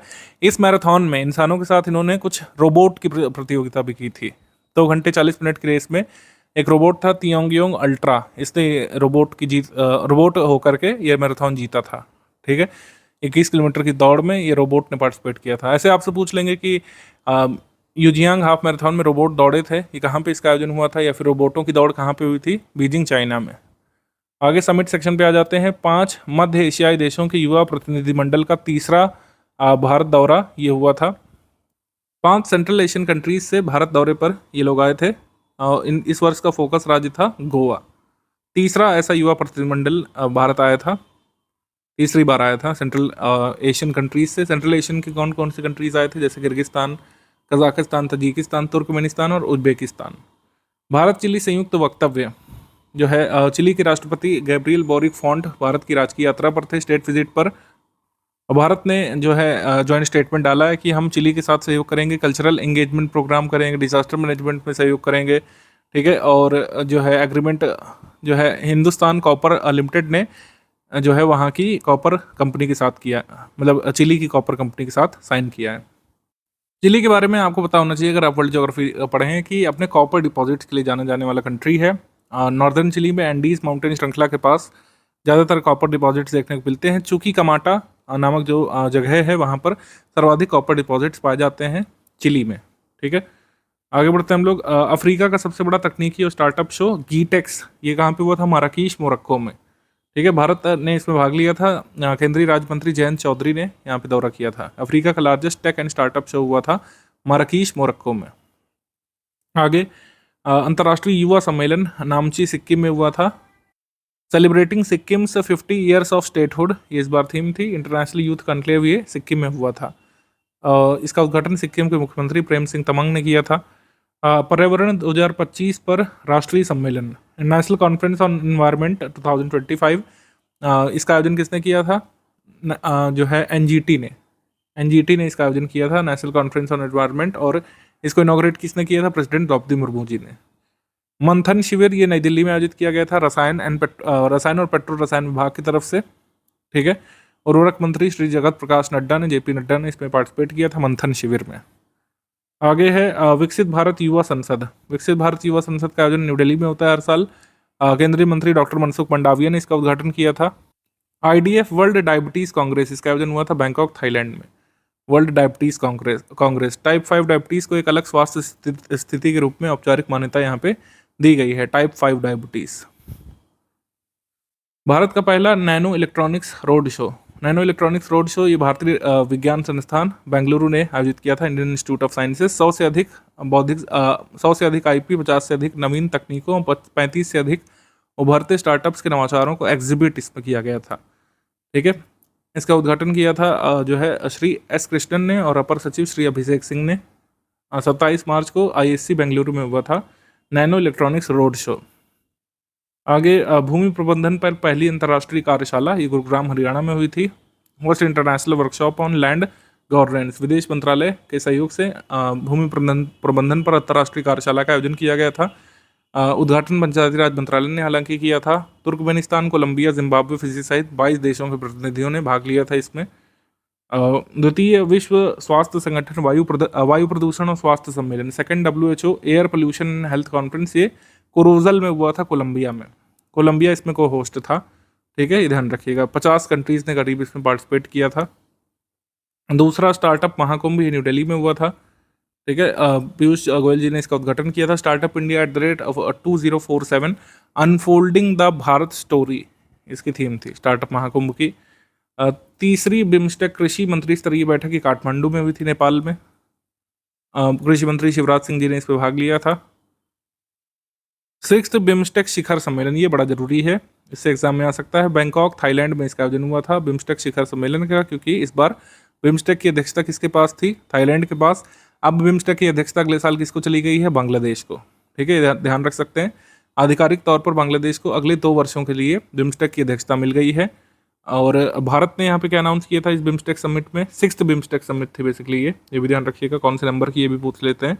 और युवाओं को कौशल प्रदान करने के लिए बोधि इनिशिएटिव भारत ने बेसिकली शुरू किया है। HRD इनिशिएटिव है, human resource development initiative Bodhi. Bodhi का फुल फॉर्म यहाँ पे है BIMSTEC for organised development of human resource infrastructure. इसके तहत बिम्स्टेक कंट्रीज के प्रोफेशनल स्टूडेंट्स रिसर्चर्स को भारत इनवाइट करेगा। जो है 300 यूथ जो है बिम्स्टेक कंट्रीज से भारत आकर के अपना अनुभव गेन करेंगे। ठीक, श्रीलंका यात्रा के दौरान जो है मतलब ये भारत से प्रधानमंत्री मोदी जी इसमें पार्टिसिपेट करने गए थे और वहाँ से वो श्रीलंका भी गए थे। तो मोदी जी ने 4 अप्रैल 2025 को भाग लिया था बिम्स्टेक शिखर सम्मेलन में। भारत ने घोषणा की थी कि इस वर्ष बिम्स्टेक एथलेटिक्स मीट का आयोजन भारत करेगा 2025 में, और 2027 में बिम्स्टेक गेम्स की मेजबानी भी भारत करने वाला है। ये मोदी जी ने अनाउंस किया था। और ये बिम्स्टेक शिखर सम्मेलन 7 वर्षों में पहली व्यक्तिगत बैठक है। अभी ऑनलाइन तौर पर इसको आयोजित कर लेते थे। 7 वर्षों में पहली व्यक्तिगत बैठक है ये हुई थी बिम्स्टेक की, ये ध्यान रख सकते हैं। बांग्लादेश अगला अध्यक्ष बन गया है। उसके बाद श्रीलंका की यात्रा पर मोदी जी चले गए थे। ट्रिंकोमाली को ऊर्जा केंद्र के रूप में विकसित करने के लिए भारत श्रीलंका का समझौता हुआ है। भारत श्रीलंका और यूए के बीच एक ट्राईपार्टाइट एग्रीमेंट इसके लिए हुआ है, ट्रिंकोमाली को एक ऊर्जा केंद्र के रूप में विकसित करने के लिए। जो शिखर सम्मेलन होता है हमेशा एक विजन डॉक्यूमेंट के साथ समाप्त होता है। तो बिम्स्टेक बैंकॉक विजन 2030 इसको अडॉप्ट किया गया था। व्यापार, परिवहन, संपर्क, लोगों की सुरक्षा, कल्याण और सुधार पर केंद्रित है। यानी कि जो है the vision focuses on improving trade, transport, links, people, safety and wellbeing. ठीक है, ये है। आगे है नवा global technology summit, new Delhi में हुआ था ग्लोबल टेक्नोलॉजी समिट। इसकी थीम थी संभावना। Ministry of external affairs, government of India और कार्नीज इंडिया के सहयोग से हुआ था ग्लोबल टेक्नोलॉजी समिट। 10वां ब्रिक्स नीति नियोजन संवाद, ब्रिक्स पॉलिसी प्लानिंग डायलॉग 2025, ये ब्राज़ील में हुआ था। ठीक है, इसका प्रतिनिधित्व विदेश मंत्रालय के संयुक्त सचिव ने किया था, रघुराम एस ने। ब्राज़ील में ब्रिक्स पॉलिसी प्लानिंग डायलॉग। 11वां ब्रिक्स पर्यावरण मंत्रियों की बैठक, ये ब्राज़ील में, क्योंकि ब्रिक्स की अध्यक्षता इस साल ब्राज़ील के पास है तो ज़्यादातर चीज़ें वहीं पर हो रही हैं। ठीक है, इंडिया ने एम्फोसाइज किया था कि collective leadership to advocate 2030 climate change agenda. Baku to Belem road map, यहाँ पर ब्रिक्स ने जो है इसकी बात कही थी, Baku to Belem road map, जिससे 1.3 ट्रिलियन US डॉलर्स जो है 2035 तक जुटाने की बात यहाँ पे कही गई थी, जिससे NDC टारगेट्स ब्रिक्स देश अपने पूरे कर सके 2035 तक। ठीक है, आगे बढ़ते हैं हम लोग। सेव अर्थ कॉन्क्लेव जो है पृथ्वी दिवस पर दिल्ली में आयोजित किया गया था। गृह मंत्री अमित शाह जी ने इसका उद्घाटन किया था। अब छोटे छोटे लोकलाइज्ड मेला महोत्सव जो मीट हुए थे, जैसे सूफी संगीत महोत्सव जहान खुसरो, इसका आयोजन न्यू दिल्ली में हुआ था। उद्घाटन प्रधानमंत्री जी ने किया था। इसके बाद बिठूर महोत्सव, ये बिठूर कानपुर में हुआ था। 1857 की क्रांति और उत्तर प्रदेश महाराष्ट्र की साझा संस्कृति को बनाने के लिए ये हुआ था कानपुर बिठूर में बिठूर महोत्सव। इसको यूपी करंट अफेयर में भी हमने डिस्कस किया था। अंतर्राष्ट्रीय रामायण कॉन्क्लेव, ये कोलंबो श्रीलंका में आयोजित हुई थी, स्वामी विवेकानंद सांस्कृतिक केंद्र में। एशिया का सबसे बड़ा अंतर महाविद्यालय तकनीकी और उद्यमशीलता महोत्सव टेक कृति, ये कानपुर में आयोजित होता है, IIT कानपुर में बेसिकली। एशियाज लार्जेस्ट जो है inter college technical and entrepreneurship festival है। Chief of defence staff Anil Chauhan ji ने इसको इनॉग्रेट किया था। गारिया एंड बोरोन उत्सव जो है, इसका आयोजन त्रिपुरा के अगरतला में हुआ था। त्रिपुरी और रियांग जनजातीय समुदाय बेसिकली मनाता है, गरिया पूजा इसमें करता है। ठीक, इसके बाद आ जाते हैं रैंक्स रिपोर्ट इंडेक्स पर। हुरून ग्लोबल रिच लिस्ट आ गई है, ये मार्च में आती है। विश्व के सबसे अमीर एलॉन मस्क हैं, फिर जेफ बेजोस हैं, मार्क जुकरबर्ग 3rd नंबर पर।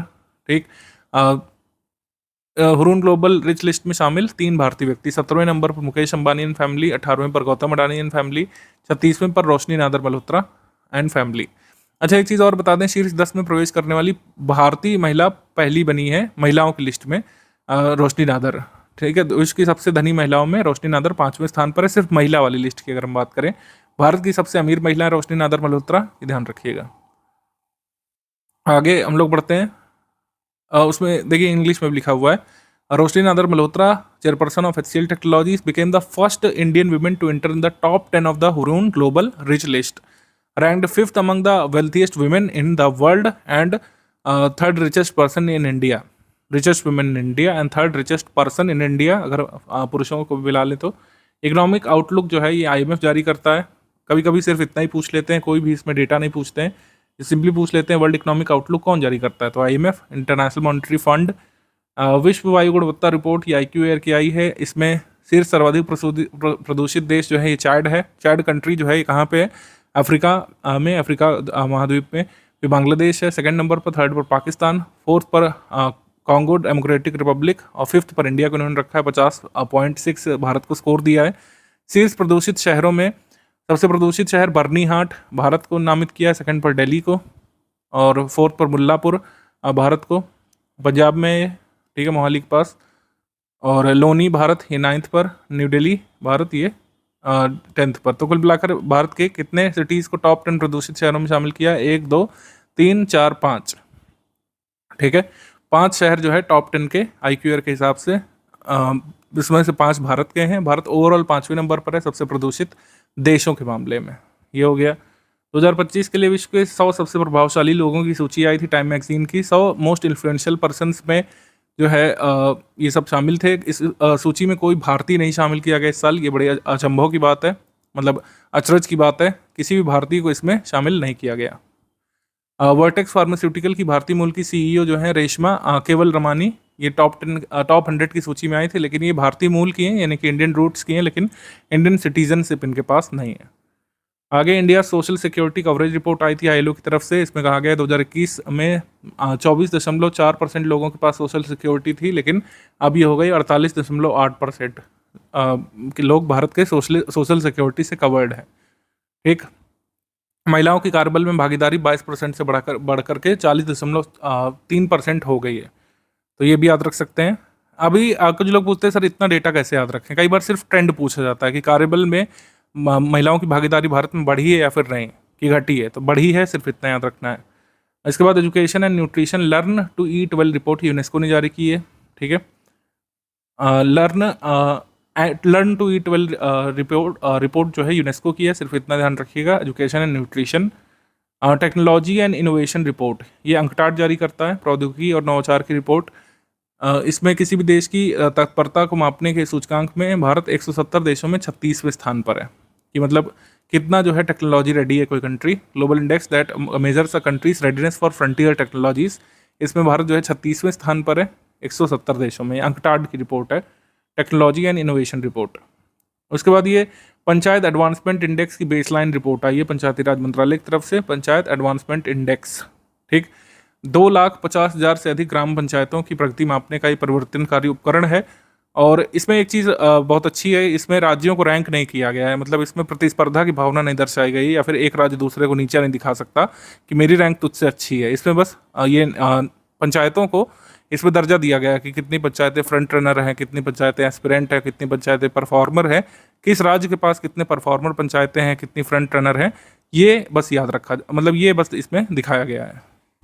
जैसे पंचायत एडवांसमेंट इंडेक्स में स्कोर के आधार पर बांटा गया है। जैसे पूर्ण लक्ष्य प्राप्तकर्ता अचीवर पंचायत जिनका स्कोर 90+ है, किसी पंचायत को अचीवर स्टेटस नहीं मिला है। अग्रणी यानी फ्रंट रनर पंचायत जिसका स्कोर 75 से 90 के बीच है। बेहतर प्रदर्शन यानी परफॉर्मर 60 से 75 के बीच, और आकांक्षी एस्पिरेंट 40 से 60 के बीच, और बिगिनर जिसका स्कोर 40 से कम है 100 में से।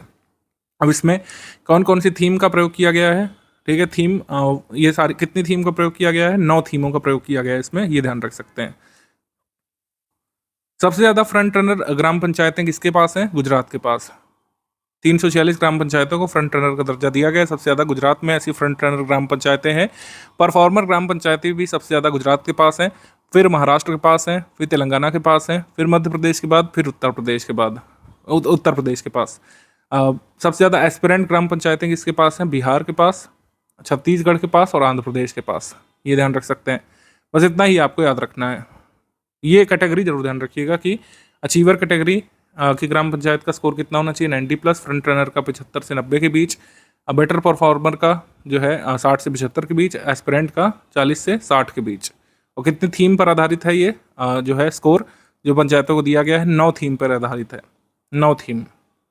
इसके बाद automotive industry powering India's participation in the global value chain, मतलब भारत का ऑटोमोबाइल सेक्टर देश भर के वैल्यू चेन में कितने % भाग बनता है, उस पर ये नीति आयोग की रिपोर्ट आई थी।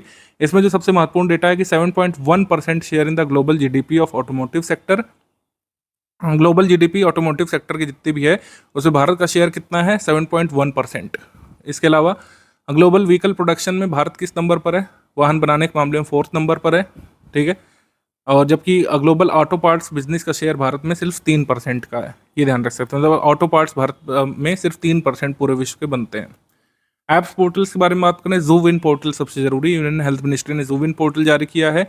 एंटी रेबीज वैक्सीन और एंटी स्नेक वेनम की वास्तविक समय की उपलब्धता को ट्रैक करने के लिए, प्रबंधित करने के लिए जारी किया गया है। यानी कि एंटी रेबीज वैक्सीन, रेबीज में यानी कुत्ते काटने पर जो वैक्सीन लगती है उसका स्टॉक किस राज्य में कितना है, किस हेल्थ सेंटर के पास कितना है, इसको इससे ट्रैक किया जा सकता है। और इस पोर्टल को किसने विकसित किया है, national centre for disease control ने, और इसमें टेक्निकल सपोर्ट मिला है यूएनडीपी का, ये याद रख सकते हैं। पूरे भारत में एंटी रेबीज वैक्सीन और सांप के काटने पर जो वैक्सीन लगती है एंटी वेनम वैक्सीन, उसका स्टॉक कितना है, कहाँ पर, उसको ट्रैक करने के लिए जो है ये ऐप मतलब ये पोर्टल बनाया गया है, ज़ूविन पोर्टल, याद रखिएगा। इसके बाद प्रधानमंत्री इंटर्नशिप योजना ऐप जारी किया गया था 17 मार्च को। DG1 फॉरेस्ट स्टैक ऐप ये जारी किया गया था भजन लाल शर्मा के द्वारा, first digital forest stack of the country, ठीक है। इतना ध्यान रखना है, यहाँ पे काफ़ी है। और कोई पोर्टल होगा या फिर कोई भी न्यूज़ छूट गई होगी तो उसको हम लोग MCQ सेक्शन में कवर कर लेते हैं। अप्रैल मंथ 2025 के MCQ देखना हम लोग शुरू करेंगे, लेकिन उससे पहले 2025 के यूपीपीएससी प्रीलिम्स के स्टडी फॉर सिविल सर्विस के ऑनलाइन बैच के बारे में आपको जानकारी दे देता हूँ। कई सारे लोग इसमें अलग अलग पूछते रहते हैं। सबसे ज़्यादा सिलेक्शन देने वाला online platform study for civil service है। हमारा यूपीपीएससी 2025 का ऑनलाइन प्रीलिम्स वाला बैच चल रहा है, मेंस वाला भी चल रहा है। इसमें ज्वाइन करके आप पूरी तैयारी कर सकते हैं। 2024 मेंस के लिए भी रनिंग है, ठीक है। कंप्लीट आप तैयारी इस पर कर सकते हैं। मैक्सिमम सिलेक्शन देने वाला बैच हमारे साबित हुआ टेलीग्राम में जो चलता है। अभी तक पिछले 9 वर्षों से हम काम कर रहे हैं। साल दर साल हमारे सिलेक्शंस बढ़ते जा रहे हैं, वैकेंसी जबकि घट रही हैं। यूपीपीएससी 2025 का प्रीलिम्स बैच आप ज्वाइन कर सकते हैं। हमारे गिवन नंबर्स पर बातचीत करके आप अधिक जानकारी उस पर प्राप्त कर सकते हैं। अभी से ज्वाइन करके पूरी तैयारी आप कर सकते हैं। जीरो पर हैं आप, अभी कुछ नहीं जानते यूपीपीएससी के बारे में, प्रीलिम्स के बारे में कुछ नहीं जानते हैं, आप जीरो से तैयारी करके अपनी कंप्लीट तैयारी प्रीलिम्स की कर सकते हैं। मेंस के भी हमारे पेड बैचेस चल रहे हैं, उसमें ज्वाइन करके आप तैयारी कर सकते हैं। यूकेपीएससी का भी चल रहा है, आरओ री एग्जाम का भी चल रहा है, क्रैश कोर्स उसको ज्वाइन कर सकते हैं आप, ठीक है। पूरी तैयारी के लिए आप जो है इन गिवन नंबर्स में से किसी भी एक पर व्हाट्सएप मैसेज कर सकते हैं।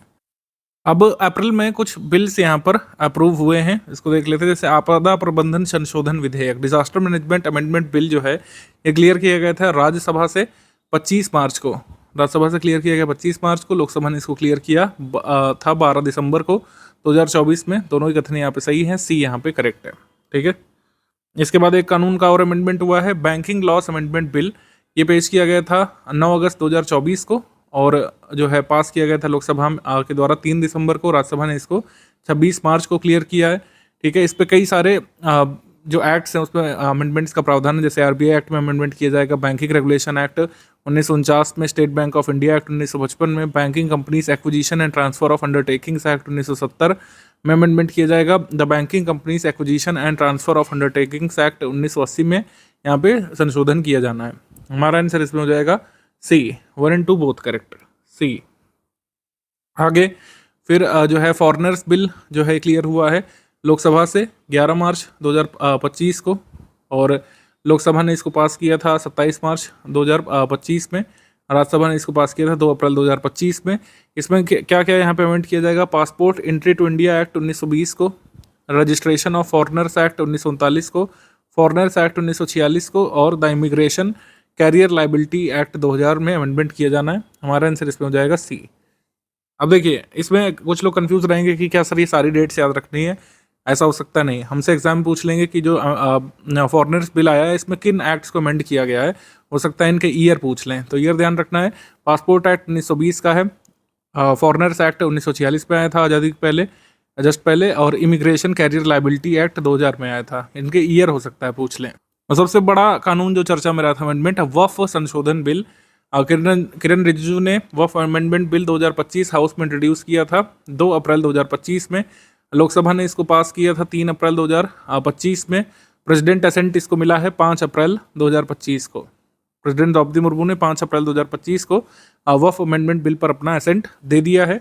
अब इसमें जो मेजर प्रोविजंस है यहाँ पे लिखे हुए हैं कि वक्फ बोर्डों को अनिवार्य योगदान 7% से घटाकर 5% कर दिया है। वक्फ संस्थानों को राज्य प्रायोजित ऑडिटर द्वारा ऑडिट करवाना अनिवार्य होगा यदि उनकी आय 1 लाख से अधिक है।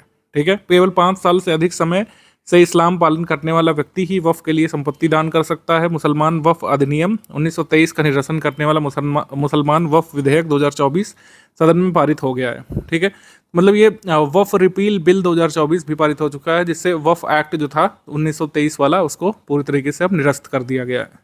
ठीक है, तो ये है यहाँ पे हमारा आंसर क्या हो जाएगा इसमें, आंसर इसमें हो जाएगा C, 1 and 2 both correct. C 1 and 2 both correct. अगला प्रश्न है 11 मार्च 2025 को निम्नलिखित में से किस विधानसभा ने 1947 से लेकर अब तक की विधानसभा की कार्यवाही तो एक्सेस क्रिएट करने के लिए अपना सर्चेबल इंजन लॉन्च किया है। मतलब पुरानी लेजिस्लेटिव असेंबली की डिबेट्स को देखा जा सकता है। पंजाब विधानसभा ने ऐसा किया है, ए यहाँ पे सही है। पंजाब लेजिस्लेटिव असेंबली ने एक सर्चेबल इंजन यहाँ पे लॉन्च किया है कि पंजाब विधानसभा की प्रोसीडिंग्स देखी जा सकती है। इसको डेवलप किया है Punjab university Patiala, IIT Hyderabad, CDAC Noida के सहयोग से। पंजाब विधानसभा के स्पीकर जो है कुलतार सिंह सधवान, इन्होंने इसको जारी किया था।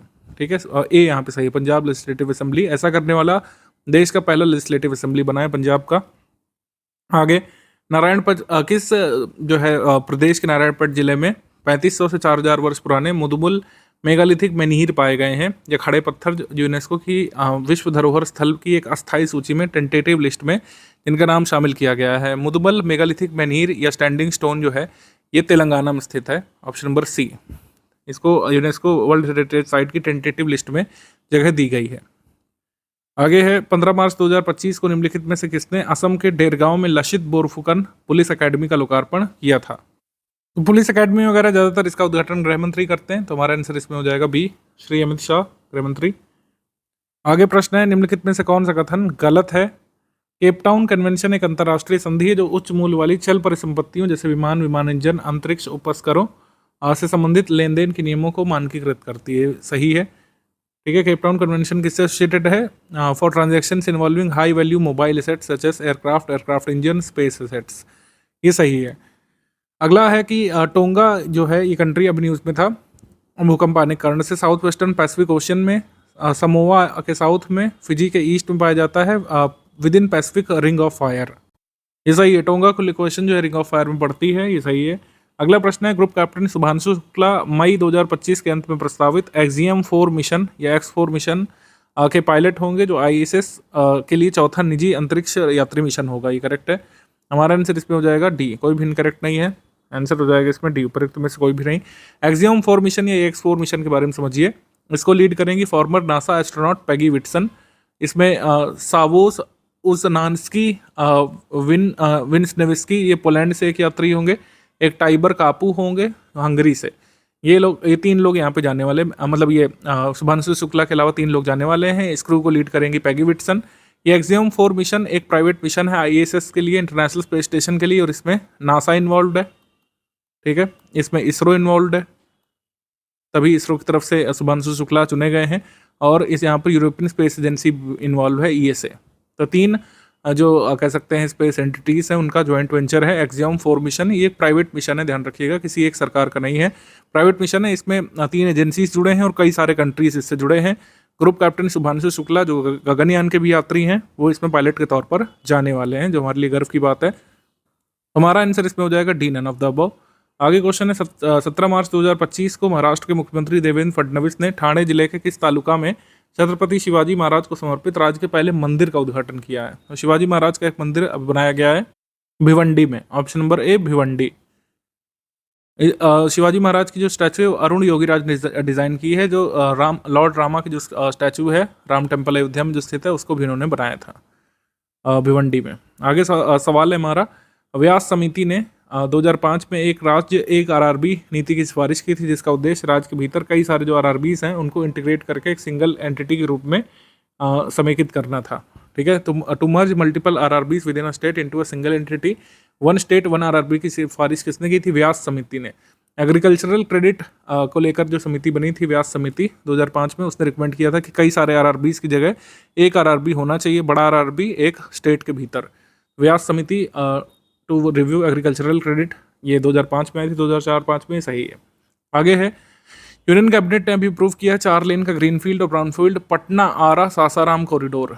पटना आरा सासाराम कॉरिडोर बिहार में बनेगा, ठीक है, NH 119A में, और 120.10 किलोमीटर लंबा होगा। इसको कैबिनेट ने अप्रूव कर दिया है काफ़ी दिन बाद, ये सही है। इसके बाद है, प्रधानमंत्री मोदी जी की अध्यक्षता में मंत्रिमंडलीय समिति ने बिहार के कोसी मेची अंतर्राज्यीय लिंक परियोजना को भी मंजूरी दे दी है, ये भी करेक्ट है। हमारा आंसर इस पे हो जाएगा सी। सारा ही कथन यहाँ पे करेक्ट है, उपयुक्त सभी। बीपीएससी के लिए जरूरी हो सकता है जो हाईवे है 7 डिस्ट्रिक्ट ऑफ बिहार से होकर गुजरने वाला है। बीपीएससी वाले लोग इसमें ध्यान दीजिएगा। ये जो आपका 4 लेन का ग्रीनफील्ड और ब्राउनफील्ड पटना आरा सासाराम कॉरिडोर है, ये बिहार के 7 जिलों से होकर के गुजरने वाला है। आगे बढ़ेंगे हम लोग। 22 मार्च 2025 को निम्नलिखित में से कौन सी विधानसभा नेशनल ई विधान एप्लीकेशन प्लेटफॉर्म से जुड़ने वाली 28वीं विधानसभा बन गई थी? दिल्ली की लेजिस्लेटिव असेंबली, हम बात कर चुके हैं, बी यहाँ पे सही है, बी। आगे प्रश्न है, मार्च 2025 में विश्व टीबी दिवस के अवसर पर प्रकाशित रिपोर्ट के अनुसार 2024 में नीति आयोग के टीबी उन्मूलन लक्ष्य का 95% हासिल करने वाला राज्य कौन सा बना है? तो नीति आयोग ने टीबी एलिमिनेशन का जो टारगेट डिसाइड किया था उसको 95% तक गुजरात ने अचीव कर लिया है। ऑप्शन नंबर डी यहाँ पे सही है, ठीक है, गुजरात ने इसको अचीव कर लिया है। ये डेटा वगैरह ध्यान रखना जरूरी नहीं है, आप इसको स्किप कर सकते हैं। 25 मार्च 2025 को केंद्रीय मत्स्य पालन, पशुपालन एवं डेयरी मंत्रालय द्वारा जारी रिपोर्ट के अनुसार विश्व में सर्वाधिक दुग्ध उत्पादन करने वाला देश कौन सा है? तो सर्वाधिक दुग्ध उत्पादन करने वाला देश है Bharat, India. Option number B यहाँ पे सही है। म्यांमार में, थाईलैंड में टोंगा में भूकंप आया था 28 मार्च 2025 को। दक्षिण पूर्व एशिया के अधिकांश भाग में 7.7 तीव्रता से भूकंप आया था, ये करेक्ट है। ये अर्थक्वेक, मतलब यहाँ जो अर्थक्वेक आया साउथ ईस्ट एशिया में, वहाँ पे एक भूकंप देखा गया थाईलैंड में, म्यांमार में, ठीक, ये दोनों स्टेटमेंट सही है। अगला है कि 30 मार्च को टोंगा के निकट 7.1 इंटेंसिटी का भूकंप यहाँ पे देखा गया था, ये भी सही है। हमारा आंसर इसमें हो जाएगा all of the above correct, D. लेकिन उससे भी ज़्यादा ज़रूरी है, भारत ने किस देश की सहायता करने का निर्णय लिया था इस भूकंप के बाद? जब थाईलैंड के जो राष्ट्राध्यक्ष हैं पेंटोंगतार्न शिनावात्रा, इन्होंने इमरजेंसी जब डिक्लेयर की अपने कंट्री में, तो गवर्नमेंट ऑफ इंडिया ने basically external affairs minister Subrahmanyam Jaishankar ने ऑपरेशन ब्रह्मा को अनाउंस किया था। ऑपरेशन ब्रह्मा आपदा राहत और बचाव अभियान, इसके तहत राहत सामग्री भेजी गई थी। कहाँ पे? थाईलैंड में, माफ़ कीजिएगा, म्यांमार में। तो भूकंप थाईलैंड और म्यांमार दोनों में आया था, लेकिन भारत ने जो ऑपरेशन ब्रह्मा के तहत रिलीफ किसके लिए भेजी थी? म्यांमार के लिए, ध्यान रखिएगा, केवल म्यांमार के लिए, थाईलैंड के लिए नहीं। जैसे ऑप्शन में दे थाईलैंड और म्यांमार दोनों के लिए राहत सामग्री भेजी थी, नहीं, म्यांमार के लिए भेजी थी, ये ध्यान रखना है। और ऑपरेशन ब्रह्मा के तहत जो शिप भेजे गए थे राहत सामग्री पहुंचाने के लिए, वो शिप कौन से थे? एक INS सतपुड़ा और INS सावित्री, ये ध्यान रखना है, INS सतपुड़ा और INS सावित्री। अगला प्रश्न है, ब्लूमबर्ग के आंकड़ों के अनुसार मार्च 2025 में कौन सी भारतीय इस्पात कंपनी विश्व की सबसे मूल्यवान इस्पात यानी स्टील निर्माता कंपनी बन गई थी? इसका आंसर हो जाएगा JSW steels, option number A. JSW steels जो है सज्जन जिंदल ओन्ड कंपनी है और world most valuable steel maker company बन गई है। मार्केट कैप इसकी है $US में 30.3 बिलियन एज पर मार्च 2025। आंसर हो जाएगा इसमें ए। एक ही क्वेश्चन है, इसको देख लीजिए, इसको टाइप करना शायद हमारी टीम भूल गई है, ये आपको रिटर्न मिल जाएगा वैसे PDF में। Which of the following operation was launched by CBI against transnational organised cyber crimes? जैसे आपने देखा होगा या फिर कई बार हो सकता है आप में से भी किसी को भी कॉल आया हो कि आपका फलां संबंधी जो है डिजिटल अरेस्ट हो चुका है, उसके लिए आप पैसे दीजिए, अदरवाइज हम उसको प्रोसिक्यूट करेंगे। डिजिटल अरेस्ट में कई सारे लोग आपको पुलिस की वर्दी में जो है कॉल करेंगे और आपसे कहेंगे कि आप डिजिटली अरेस्ट हो चुके हैं। तो ये साइबर अपराधियों की चाल हो सकती है, इसमें झांसे में नहीं आना है। और ऐसे अपराधियों को पकड़ने के लिए, जो साइबर अपराधी हैं जो डिजिटल अरेस्ट वाला नाटक करके पैसे लूटते हैं, उनको पकड़ने के लिए बेसिकली CBI ने ऑपरेशन चक्र 5 लॉन्च किया था। ऑपरेशन चक्र 5 नाम है ऑपरेशन का, ध्यान रखिएगा। आगे प्रश्न है, निम्नलिखित में से कौन सा कथन गलत है?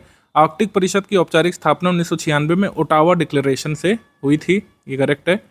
उसके बाद है कि 8 मेंबर्स हैं इसमें आर्कटिक काउंसिल में, ये करेक्ट है। इंडिया को ऑब्जर्वर स्टेटस प्राप्त है आर्कटिक काउंसिल का 2013 से, ये भी सही है। हमारा आंसर क्या हो जाएगा इसमें? हमारा आंसर इसमें हो जाएगा नन ऑफ द अबव। तीनों स्टेटमेंट यहाँ पर आर्कटिक परिषद के बारे में सही हैं। अप्रैल 2025 में उद्योग एवं आंतरिक व्यापार संवर्धन विभाग के तहत भौगोलिक संकेत रजिस्ट्री ने पश्चिम बंगाल से कितने उत्पादों को GI रजिस्टर्ड किया था? 7 नए प्रोडक्ट्स को जीआई रजिस्टर्ड किया गया था अप्रैल में पश्चिम बंगाल से। डी यहाँ पे सही है, डी। गुजरात सरकार ने किस जिले के लखतर तहसील के गुनेरी विलेज में 72.78 हेक्टेयर क्षेत्र के प्राकृतिक इनलैंड मैंग्रोव स्थल को गुजरात का पहला बायोडाइवर्सिटी हेरिटेज साइट घोषित किया था? तो गुजरात का फर्स्ट बायोडाइवर्सिटी हेरिटेज साइट घोषित किया गया था गुनेरी विलेज में, नेचुरल इनलैंड मैंग्रोव साइट जो है। तो ये कहाँ पे किया गया था, किस जिले में बेसिकली किया गया था, ये हमसे पूछा है। तो ये किया गया था कच्छ डिस्ट्रिक्ट में, कच्छ जिले में। ऑप्शन नंबर ए यहाँ पे सही है, ए। बायोडाइवर्सिटी हेरिटेज साइट किसी भी साइट को घोषित किया जाता है बायोडाइवर्सिटी एक्ट 2002 के अंतर्गत। आगे है, मार्च 2025 में किस देश ने पोर्नोग्राफी गलत सूचना अभद्र भाषा को रोकने के लिए फेसबुक को प्रतिबंधित कर दिया था? पापुआ न्यू गिनी ने, पापुआ न्यू गिनी। अप्रैल 2025 में कौन सी भारतीय airline aviator revenue management system का उपयोग करने वाली पहली भारतीय एयरलाइन बन गई? Aviator revenue management system use करने वाली पहली भारतीय एयरलाइन बनी है star air India, star air India. ठीक है, आगे है, कौन सा कथन इसमें रॉन्ग है? उत्तर प्रदेश के मुजफ्फरनगर से बांग्लादेश में 30 मीट्रिक टन जीआई टैग वाले गुड़ की पहली खेप का निर्यात किया गया था। ये कथन तो सही है, रॉन्ग नहीं है।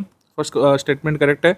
सेकंड है कि agricultural and processed food export development authority APEDA, इन्होंने एक्सपोर्ट किया था फर्स्ट कंसाइनमेंट यहाँ पे एंथोरियम फ्लावर्स का एजवाल से लेकर सिंगापुर तक in collaboration with horticulture department of Mizoram. ये सही है। एंथोरियम फ्लावर्स को जो है सिंगापुर भेजा गया था, ये सही है। आगे प्रश्न है कि वित्तीय वर्ष 2024-25 में रक्षा निर्यात बढ़कर के 23,622 करोड़ रुपए हो गया, 2.76 बिलियन डॉलर्स अपने उच्चतम स्तर पर ये पहुंच गया। ये करेक्ट है। तो कोई भी स्टेटमेंट यहाँ पर रॉन्ग नहीं है, आंसर हो जाएगा इसमें डी, डी यहाँ पे सही है।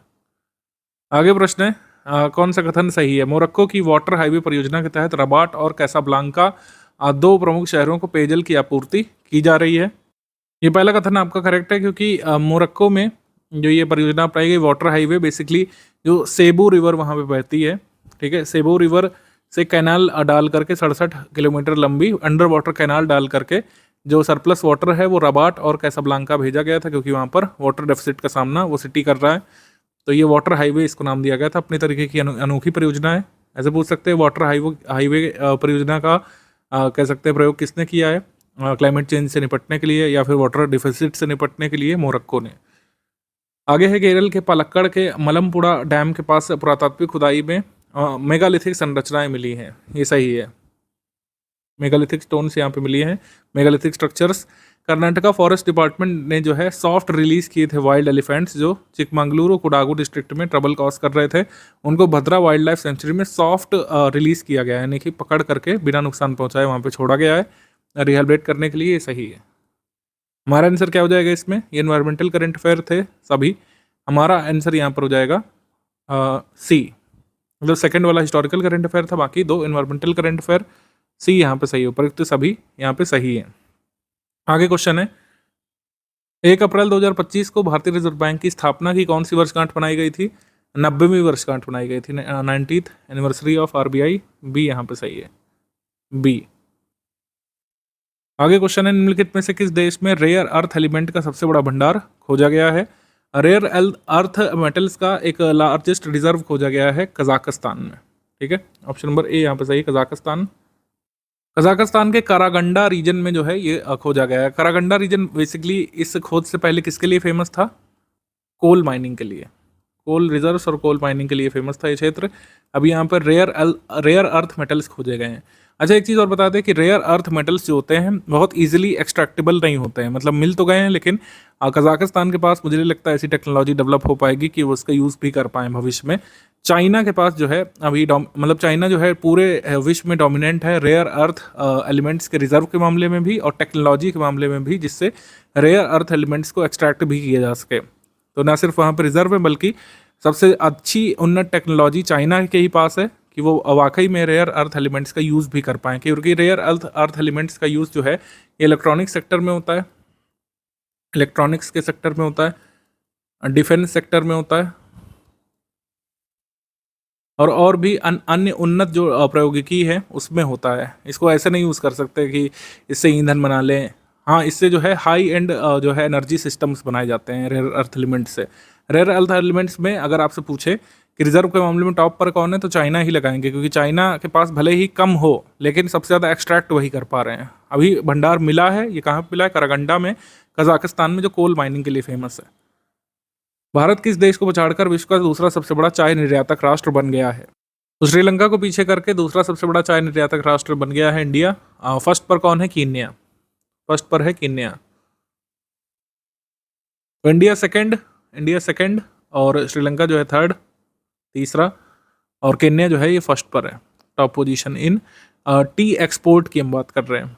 आगे 1 अप्रैल 2025 को अमेरिका ने किस राज्य के सीनेटर कोरी बुकर ने प्रेसिडेंट डोनाल्ड ट्रंप के खिलाफ 25 घंटे 9 मिनट का भाषण देकर अमेरिकी सीनेट के इतिहास में सबसे लंबे भाषण का रिकॉर्ड तोड़ दिया? डोनाल्ड ट्रंप के खिलाफ 25 घंटे 4 मिनट का भाषण यहाँ पर दिया था कोरी बुकर ने, जो कि सीनेटर कहाँ से? न्यू जर्सी से। ठीक है, न्यू जर्सी स्टेट से, ऑप्शन नंबर बी। आगे है 25 अप्रैल 2025 में किस देश ने रिकॉर्ड समय में विश्व का सबसे पहला 3D प्रिंटेड ट्रेन स्टेशन बनाया है? तो रिकॉर्ड समय में विश्व का पहला 3D प्रिंटेड ट्रेन स्टेशन बनाया है जापान ने, ऑप्शन नंबर बी, जापान ने। हात्सुशिमा स्टेशन इसका नाम रखा गया है, world's first 3D printed railway station. West Japan railway company ने इसको बनाया है। ठीक है, 6 घंटे इसको लगे असेंबल करने में स्टेशन को। आगे है परमाणु ऊर्जा अधिनियम 1962, परमाणु क्षति के लिए नागरिक दायित्व अधिनियम 2010 में संशोधन पर चर्चा करने के लिए परमाणु ऊर्जा विभाग, परमाणु ऊर्जा नियामक बोर्ड और नीति आयोग और विधि और न्याय मंत्रालय के सदस्यों से बनी एक समिति गठन किया गया है, क्योंकि जल्द ही जो है एटॉमिक एनर्जी एक्ट 1962 और civil liability for nuclear damage act 2010 में जो है परिवर्तन किया जा सकता है। अभी परिवर्तन क्यों करने वाले हैं? क्योंकि परिवर्तन करके प्राइवेट कंपनीज को भी अलाउ करना चाहते हैं for construction and commissioning of future nuclear reactors. अभी तक न्यूक्लियर एनर्जी में कोई भी प्राइवेट सेक्टर अलाउड नहीं है। अभी भी भारत में कई सारे देशों में कर दिया गया अलाउ, भारत ने अभी भी नहीं किया है। तो प्राइवेट सेक्टर को भी इसमें इन्वॉल्व करने के लिए, न्यूक्लियर रिएक्टर वगैरह बनाने के लिए इस एक्ट में पहले संशोधन करना पड़ेगा, क्योंकि ये एक्ट स्ट्रिक्टली प्रोहिबिट करती है। मतलब बहुत सारे जो है कंप्लाइंस है, प्राइवेट सेक्टर इसमें लिटरली आ ही नहीं सकता है, इतने कठिन प्रोविजंस हैं, तो इनके प्रोविजंस को में ढील देने की ज़रूरत है। दक्षिण कोरिया के राष्ट्राध्यक्ष को संवैधानिक न्यायालय द्वारा उनके महाभियोग को सर्वसम्मति से बरकरार रखने के बाद पद से हटा दिया गया है। मतलब प्रेसिडेंट ऑफ साउथ कोरिया जो है यून सुक योल, उनके खिलाफ पार्लियामेंट ने जो है कह सकते हैं इम्पीचमेंट कर दिया था। ठीक है, जिससे उनको ऑफिस से हटाया गया था। फिर बाद में उन्होंने वहाँ के टॉप कोर्ट में मुकदमा किया, टॉप कोर्ट ने भी उनका जो इम्पीचमेंट है उसका फैसला बरकरार रखा है। ठीक है, यहाँ पर 1 और 2 करेक्ट है। फिर 31 मार्च 2025 तक भारत की कुल स्थापित नवीकरणीय ऊर्जा क्षमता 220.10 गीगावाट पहुंच गई। इंडिया की total installed renewable energy capacity जो है 220.10 गीगावाट पहुंच गई 31 मार्च 2025 तक। ये सही है, हमारा आंसर इसमें हो जाएगा सी। सारे ही आंकड़े और फैक्ट यहाँ पर सही है। अच्छा, एक चीज़ और है कि इंडिया ने जो एनुअल कैपेसिटी अचीव की पिछले साल 29.52 गीगावाट की, जिसमें सबसे ज़्यादा कंट्रीब्यूशन यहाँ पर था इसका सोलर पावर का। पिछले साल के कैपेसिटी में बता रहे हैं, सोलर पावर का सबसे ज़्यादा कंट्रीब्यूशन रहा था। आगे है 3 अप्रैल को निम्नलिखित में से किसने नई दिल्ली के माउंट एवरेस्ट और माउंट कंचनजंगा के लिए अभियानों को हरी झंडी दिखाई थी? हमारे रक्षा मंत्री जी ने। सी यहाँ पे सही है, सी। जो ये 34 जो पर्वतारोही हैं, इनको लीड कौन कर रहे हैं? Lieutenant colonel Manoj Joshi. राजनाथ सिंह जी ने हरी झंडी दिखाई थी, सी यहाँ पे सही है। आगे प्रश्न है 30 मार्च 2025 को प्रधानमंत्री नरेंद्र मोदी जी ने छत्तीसगढ़ के किस जिले में स्थित पहली super critical thermal power plant परियोजना को कह सकते हैं चालू किया? मतलब इसका काम शुरू करवाया, इसका शिलान्यास किया। छत्तीसगढ़ के कोरबा में जो है first super critical thermal power plant जो है ओपन होगा कोरबा में, ऑप्शन नंबर ए। बेसिकली जो हसदेव थर्मल पावर स्टेशन है, इसका एक्सटेंशन किया जा रहा है। 2340 मेगावाट का प्लांट है और इसमें 2320 मेगावाट और यहाँ पे एनर्जी कैपेसिटी जोड़ी जाएगी सुपर क्रिटिकल थर्मल पावर के माध्यम से। आगे है INS वर्षा को भारत की परमाणु ऊर्जा चालित पनडुब्बियों के लिए एक रणनीतिक पनडुब्बी बेस के रूप में विकसित किया जा रहा है, ये करेक्ट है। इसके बाद ये बेस आंध्र प्रदेश में विशाखापट्टनम के रामबिल्ली गाँव में पूर्वी नौसेना कमान के पास स्थित है, ये भी सही है। दोनों स्टेटमेंट यहाँ पे करेक्ट है। इसका ऑपरेशनल होने की उम्मीद है 2026 तक। हमारा आंसर क्या हो जाएगा इसमें? सी, 1 और 2 बोथ करेक्ट। सी, 1 और 2 बोथ करेक्ट, सी। 10 अप्रैल 2025 को जे.एंड.के के गवर्नर ने संविधान के अनुच्छेद 311 के तहत प्रदत्त शक्तियों को प्रयोग करते हुए राष्ट्र विरोधी गतिविधियों में शामिल होने के कारण 2 सरकारी कर्मियों को बर्खास्त कर दिया है। 311 जो है ये कह सकते हैं जो सिविल सर्वेंट्स हैं उनके बारे में कहता है कि बिना जांच के और बिना जो है कारण बताए इनको नहीं निकाला जाएगा। लेकिन अगर नेशनल सिक्योरिटी का मामला है तो गवर्नर और प्रेसिडेंट ऑफ इंडिया तुरंत ही बिना जांच के भी बर्खास्त कर सकते हैं। ठीक है, तो 311 में शक्ति गवर्नर और प्रेसिडेंट को मिली हुई है। पहला स्टेटमेंट यहाँ पे करेक्ट है। इसके बाद है भारत रूस संबंधों की 78वीं वर्षगांठ के अवसर पर संयुक्त राष्ट्र सुरक्षा परिषद में सिक्योरिटी काउंसिल में भारत की स्थायी सीट की उम्मीदवारी के लिए अपना समर्थन दोहराया रशिया ने। ये करेक्ट है। आगे है 17 अप्रैल 2025 को बॉम्बे स्टॉक एक्सचेंज के 150 वर्ष पूरे होने के उपलक्ष्य में बॉम्बे स्टॉक एक्सचेंज ने एक लोगो और एक कम्बरेटिव कॉइन और BSE 150 इंडेक्स जारी किया था। ये करेक्ट है। हमारा आंसर इसमें हो जाएगा सी। सारे कथन यहाँ पे सही है, उपयुक्त सभी। आगे प्रश्न है कि 3 अप्रैल 2025 को निम्नलिखित में से किस देश ने अंतर्राष्ट्रीय अपराध न्यायालय से हटने की घोषणा की थी? Withdrawal from the international criminal court. तो हंगरी कंट्री ने जो है अपना विड्रॉवल इंटरनेशनल क्रिमिनल कोर्ट से अपना अनाउंस किया कि वो इसकी सदस्यता से हट जाते हैं, क्योंकि अभी इंटरनेशनल क्रिमिनल कोर्ट ने इजरायली प्रेसिडेंट बेंजामिन नेतन्याहू के खिलाफ जो है अरेस्ट वारंट जारी किया था। और Benjamin Netanyahu Hungary state visit के लिए गए थे, तो हो सकता है उन्होंने बातचीत की हो और नेतन्याहू के साथ सॉलिडरिटी दिखाने के लिए हंगरी ने अपना विड्रॉवल अनाउंस किया इंटरनेशनल क्रिमिनल कोर्ट से। निम्नलिखित में से कौन सा कथन रॉन्ग है? बंगश वैली जम्मू कश्मीर के कुपवाड़ा जिले में ट्रांस हिमालयन रीजन में स्थित है। ये करेक्ट है, बंगश वैली। इसके बाद राजमुंद्री स्थित केंद्रीय तंबाकू अनुसंधान संस्थान central tobacco research institute Rajahmundry जो है इसको रिनेम कर दिया गया। अभी इसको रिनेम करके national research institute of commercial agriculture नाम दे दिया गया है। ये करेक्ट है। अगला सवाल है, विश्व का सबसे बड़ा और eco friendly container ship MSC Turkiye Bharat के विजिंगम पोर्ट पर पहुंचा था। ये भी करेक्ट है। तो तीनों स्टेटमेंट करेक्ट हो गए, इनकरेक्ट कोई है नहीं, डी यहाँ पे सही है, कोई भी स्टेटमेंट इनकरेक्ट नहीं है। विजिंगम पोर्ट को ऑपरेट किया जाता है Adani ports and SEZ limited के द्वारा। India first mega transshipment container terminal है ये, और पहली बार इतना बड़ा कंटेनर शिप जो है साउथ एशिया में प्रवेश किया है। तो हमारा आंसर इस पर डी हो जाएगा। तीनों स्टेटमेंट सही है, कोई भी इनकरेक्ट नहीं है। तो central tobacco research institute Andhra Pradesh में स्थित था, राजमुंद्री में। अब ये जाना जाएगा national research institute of commercial agriculture के नाम से। आगे क्वेश्चन है कि अप्रैल 2025 में आंध्र प्रदेश के किस नगर में भारत के पहले क्वांटम कंप्यूटिंग विलेज की स्थापना की गई है? भारत के पहले क्वांटम कंप्यूटिंग विलेज की स्थापना की गई है अमरावती में। India first ever quantum computing village announced कहाँ पे किया गया था? अमरावती में। यहाँ पे बनेगा। यहाँ पे IBM, TCS और L&T सपोर्ट करेंगे कि वर्ल्ड क्लास इकोसिस्टम यहाँ पर बने, कि एक क्वांटम विलेज के रूप में अमरावती को डेवलप किया जाए। आगे प्रश्न है, 8 अप्रैल 2025 को केंद्रीय मंत्री डॉक्टर जितेंद्र सिंह ने जम्मू कश्मीर के किस जिले के नथा टॉप में राष्ट्र के पहले Himalayan high altitude atmospheric and climate research centre का उद्घाटन किया? India first high altitude atmospheric and climate research centre, इसका उद्घाटन नथा टॉप में किया गया है। कश्मीर में किस डिस्ट्रिक्ट में? इसका उद्घाटन किया गया था उधमपुर में। Option number B, Udhampur. Udhampur ये 2250 मीटर अबव सी लेवल स्थित है Himalayan high altitude atmospheric and climate research centre. और साथ ही Indo Swiss joint research initiative ice crunch यहाँ पे लॉन्च किया। आइस क्रंच का उद्देश्य exploring the properties of ice nucleating particles and cloud condensation nuclei. आगे प्रश्न है, निम्नलिखित में से कौन सा राज्य SC आरक्षण अधिनियम 2025 को आधिकारिक रूप से लागू करने वाला यहाँ पे राज्य बन गया, या फिर SC सब कैटेगराइजेशन को लागू करने वाला पहला राज्य कौन सा बन गया है? तो ये है तेलंगाना। तेलंगाना, ये यहाँ पे सही है। SC सब कैटेगराइजेशन के लिए सुप्रीम कोर्ट के जजमेंट में जो है कहा गया था, state of Punjab versus Davinder Singh 2024 मामले में सुप्रीम कोर्ट ने कहा था कि शेड्यूल्ड कास्ट के भीतर भी आपको ये देखना है, मतलब राज्य ये स्वतंत्र है ये देखने के लिए कि शेड्यूल कास्ट के भीतर कुछ ऐसी कास्ट हो सकती हैं जो ज़्यादा पिछड़ी हों, कुछ कम पिछड़ी हों, तो उसके हिसाब से भी रिजर्वेशन को कैटेगराइज किया जा सकता है सरकारी नौकरी के मामले में, अन्य नौकरियों के मामले में। तो sub categorisation of scheduled caste and scheduled tribes को कॉन्स्टिट्यूशनली अपहेल्ड किया था यहाँ पे state of Punjab versus Davinder Singh मामले में सुप्रीम कोर्ट ने, और शेड्यूल कास्ट सब कैटेगराइजेशन को अलाउ कर दिया था। तो यही हमसे पूछा है कि शेड्यूल कास्ट सब कैटेगराइजेशन को अलाउ करने वाला पहला राज्य कौन सा बना है? यह बना है तेलंगाना। हमारे एग्जाम में ऐसा पूछ सकते हैं, जैसे मैंने लिखा कि first state to operationalize the sub categorisation of एससीज एंड एसटी, तो इसका एग्जाम्पल हो जाए, मतलब आंसर हो जाएगा तेलंगाना। आगे क्वेश्चन है 18 अप्रैल 2025 को 74 नई दस्तावेज धरोहर संग्रहों को विश्व समिति रजिस्टर में शामिल किया गया है, यानी UNESCO has included 74 new documented heritage collections in world memory register.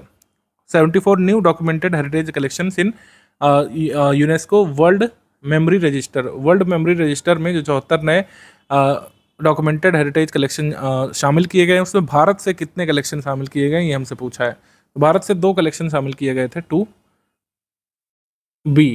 वो 2 कौन से हैं वो हमसे पूछ सकते हैं। तो यूनेस्को ने श्रीमद् भागवत गीता और भरत मुनि के नाट्य शास्त्र को वर्ल्ड मेमोरी ऑफ रजिस्टर में शामिल किया। यूनेस्को ने अपने वर्ल्ड मेमोरी ऑफ रजिस्टर में शामिल किया है। तो अब भागवत गीता और भरत मुनि के नाट्य शास्त्र को मिलाकर के 14 एंट्री हो गई इंडिया की इस कह सकते हैं वर्ल्ड मेमोरी रजिस्टर में। हमारा आंसर इसमें हो जाएगा 2। अभी 2 शामिल किए हैं, भागवत गीता और भरत मुनि का नाट्य शास्त्र। आगे क्वेश्चन है AI की ME, India first ever multilateral naval exercise with African Nations. Bharat का पहला multilateral naval exercise with African Nations, इसको AI की ME नाम दिया गया था, यानी अफ्रीका इंडिया की मैरीटाइम इंगेजमेंट, ये यहाँ पे फुल फॉर्म है इसका AI की ME का। और ये first ever multilateral naval exercise थी विद अफ्रीकन नेशंस, और इसको को होस्ट किया गया था इंडिया और तंजानिया के द्वारा। ये बड़ा ज़रूरी है, इंडिया और तंजानिया ने इसको को होस्ट किया था। और इसमें अन्य कंट्रीज जो पार्टिसिपेट किए थे Djibouti, Kenya, Madagascar, Mauritius, Mozambique, शीशेल्स और साउथ अफ्रीका। तो कुल मिलाकर ये हो गई 8 ये कंट्रीज़, और इंडिया और तंजानिया ने इसको को होस्ट किया था। 10 कंट्रीज इसमें शामिल हुई थी अफ्रीका इंडिया की मैरीटाइम एंगेजमेंट में। रेलवे ने अपने इंडिया का पहला onboard ATM in Maharashtra Manmad CSMT Panchavati express train में, मतलब एक किसी एक्सप्रेस ट्रेन में भारत का पहला ऑनबोर्ड ATM जो है लगाया गया था, चलती ट्रेन के भीतर ATM लगाया गया था बैंक ऑफ महाराष्ट्र के सहयोग से Manmad CSMT Panchavati express train में, पहली बार अप्रैल 2025 में, ये करेक्ट है। इसके बाद central reserve police force CRPF ने अपना कोबरा बटालियन को रिवाइव किया है। कोबरा बटालियन जो है टेररिस्ट एक्टिविटीज़ को जम्मू कश्मीर में मॉनिटर करने वाला था। ये पहलगाम हमले के कुछ दिन पहले की न्यूज़ है, तो ये आ सकती है एग्जाम में कि कोबरा बटालियन को गठित करने की घोषणा की गई थी CRPF के द्वारा। हमारा आंसर इस पे हो जाएगा D। सारे ही कथन यहाँ पे सही हैं, all of the above correct, D यहाँ पे सही है। 26 मार्च 2025 को एशिया का सबसे बड़ा tulip garden Indira Gandhi memorial tulip garden किस शहर में खोला गया था? Indira Gandhi memorial tulip garden ये खोला गया था श्रीनगर में। ऑप्शन नंबर B, श्रीनगर में खोला गया था, B। 21 अप्रैल 2025 को भारत ने घरेलू उत्पादकों को इस्पात के आयात में वृद्धि से बचाने के लिए hot rolled coil, sheet plate सहित 5 जो स्टील कैटेगरीज होती है उस पर लगाया था 12% का सेफ गार्ड ड्यूटी 200 दिवस के लिए। ये सही है। आगे प्रश्न है मार्च 31, 2025 में US डिपार्टमेंट ऑफ एनर्जी ने अलाउ कर दिया design and construction of nuclear reactors in India under pending civil nuclear deal between India and the US। ये तो लास्ट मंथ भी हमने आपको बताया था, सेकंड भी करेक्ट है। फिर नेशनल स्टैटिस्टिकल ऑफिस NSO के द्वारा 15 अप्रैल को इन्फ्लेशन रेट्स का डेटा जारी किया गया था, all India consumer price index, all India CPI, और इसमें कहा गया था मार्च 2025 तक जो मतलब ऑल इंडिया CPI है वो 3.34% है। ये कभी कभी ये आंकड़े पूछ लिए जाते हैं परसेंटेज वाले भी, तो इसको ध्यान रख सकते हैं आप। हमारा आंसर इसमें हो जाएगा C, all of the above correct, C। Civil nuclear arrangement या एग्रीमेंट 123 न्यूक्लियर अरेंजमेंट नाम से जाना जाता है। इसको 2007 में साइन किया गया था then prime minister Manmohan Singh और US president George W Bush के द्वारा। US डिपार्टमेंट ऑफ एनर्जी ने अलाउ कर दिया है कि अनक्लासिफाइड स्मॉल रिएक्टर टेक्नोलॉजी जो है, unclassified small modular reactor technology India के 3 फर्म्स को ये ट्रांसफ़र कर देंगे, जिससे भारत में भी स्मॉल मॉड्यूलर रिएक्टर बनाए जा सकेंगे। आगे हम लोग बढ़ेंगे। जो है 6 अप्रैल 2025 को प्रधानमंत्री नरेंद्र मोदी जी ने किस राज्य में बने भारत के पहले वर्टिकल लिफ्ट समुद्री पुल पंबन ब्रिज का उद्घाटन किया था? तमिलनाडु में बना है, ठीक है, मतलब तमिलनाडु से कनेक्टेड है एक तरीके से, ए यहाँ पे सही है। Built on park street, basically park street पे बना है, पार्क स्ट्रीट में, पार्क जलडमरू मध्य में, 2.07 किलोमीटर लंबा है। और नरेंद्र मोदी जी ने यहाँ पर पहली ट्रेन को भी फ्लैग ऑफ किया था जो इस ब्रिज को क्रॉस किया था रेलवे मिनिस्टर अश्विनी वैष्णव, तमिलनाडु के गवर्नर RN रवि के साथ मिलकर के इन्होंने इनॉग्रेट किया था पंबन ब्रिज को। ए यहाँ पे सही है, ए।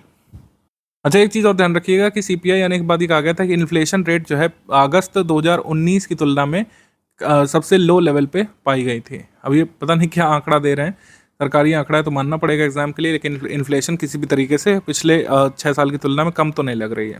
ठीक, आगे बढ़ते हैं हम लोग। अप्रैल 2025 में प्रकाशित एक नई रिपोर्ट के अनुसार भारत 2024 तक इस देश को पछाड़कर पवन और सौर ऊर्जा से बिजली उत्पादन करने वाला विश्व का तीसरा देश बन गया है। विंड और सोलर एनर्जी सोर्सेज से पावर जनरेशन के मामले में जर्मनी अब आ गया है 4th पर, इंडिया आ गया है 3rd पर। तो हमारा आंसर क्या हो जाएगा? सी, जर्मनी को पीछे छोड़ दिया, इंडिया अब 3rd पर आ गया है, तीसरे स्थान पर आ गया है। 3rd पर इंडिया, 4th पर जर्मनी, और जो है चाइना और US जो है ये कह सकते हैं 1st 2nd पर है। 1st China, 2nd US। Wind मतलब ये power generation in terms of solar and wind sources, solar और विंड सोर्सेज से पावर जनरेशन के मामले में टॉप पर चाइना, 2nd पर US, 3rd पर इंडिया, 4th पर जर्मनी। खेल मंत्री जी ने बिहार के किस जिले में आयोजित जय भीम पदयात्रा का नेतृत्व किया था?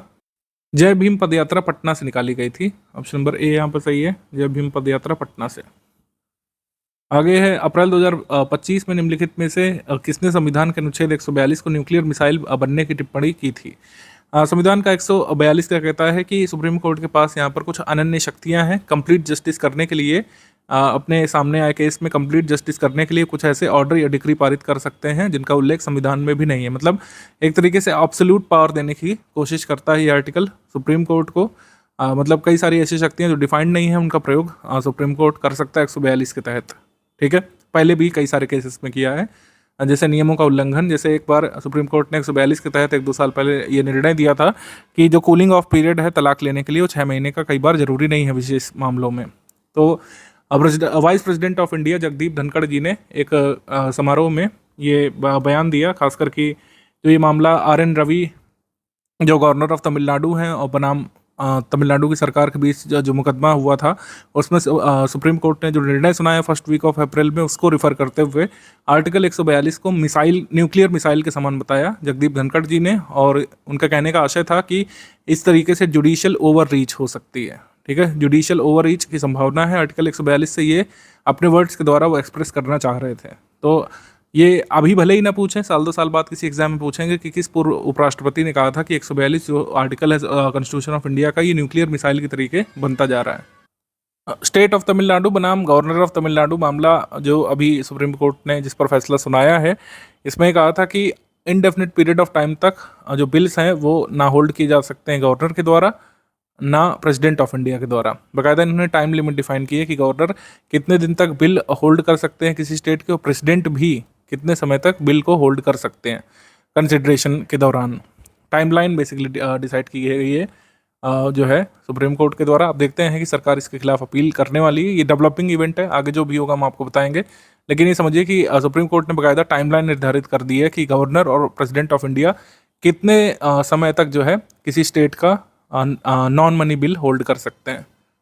अगला प्रश्न है, 22 अप्रैल 2025 को मध्य प्रदेश मंत्रिमंडल ने राज्य के 9 टाइगर रिजर्व को बफर जोन 9 टाइगर रिजर्व में बफर जोन के विकास के लिए नई योजना को अप्रूवल दिया। ये सही है।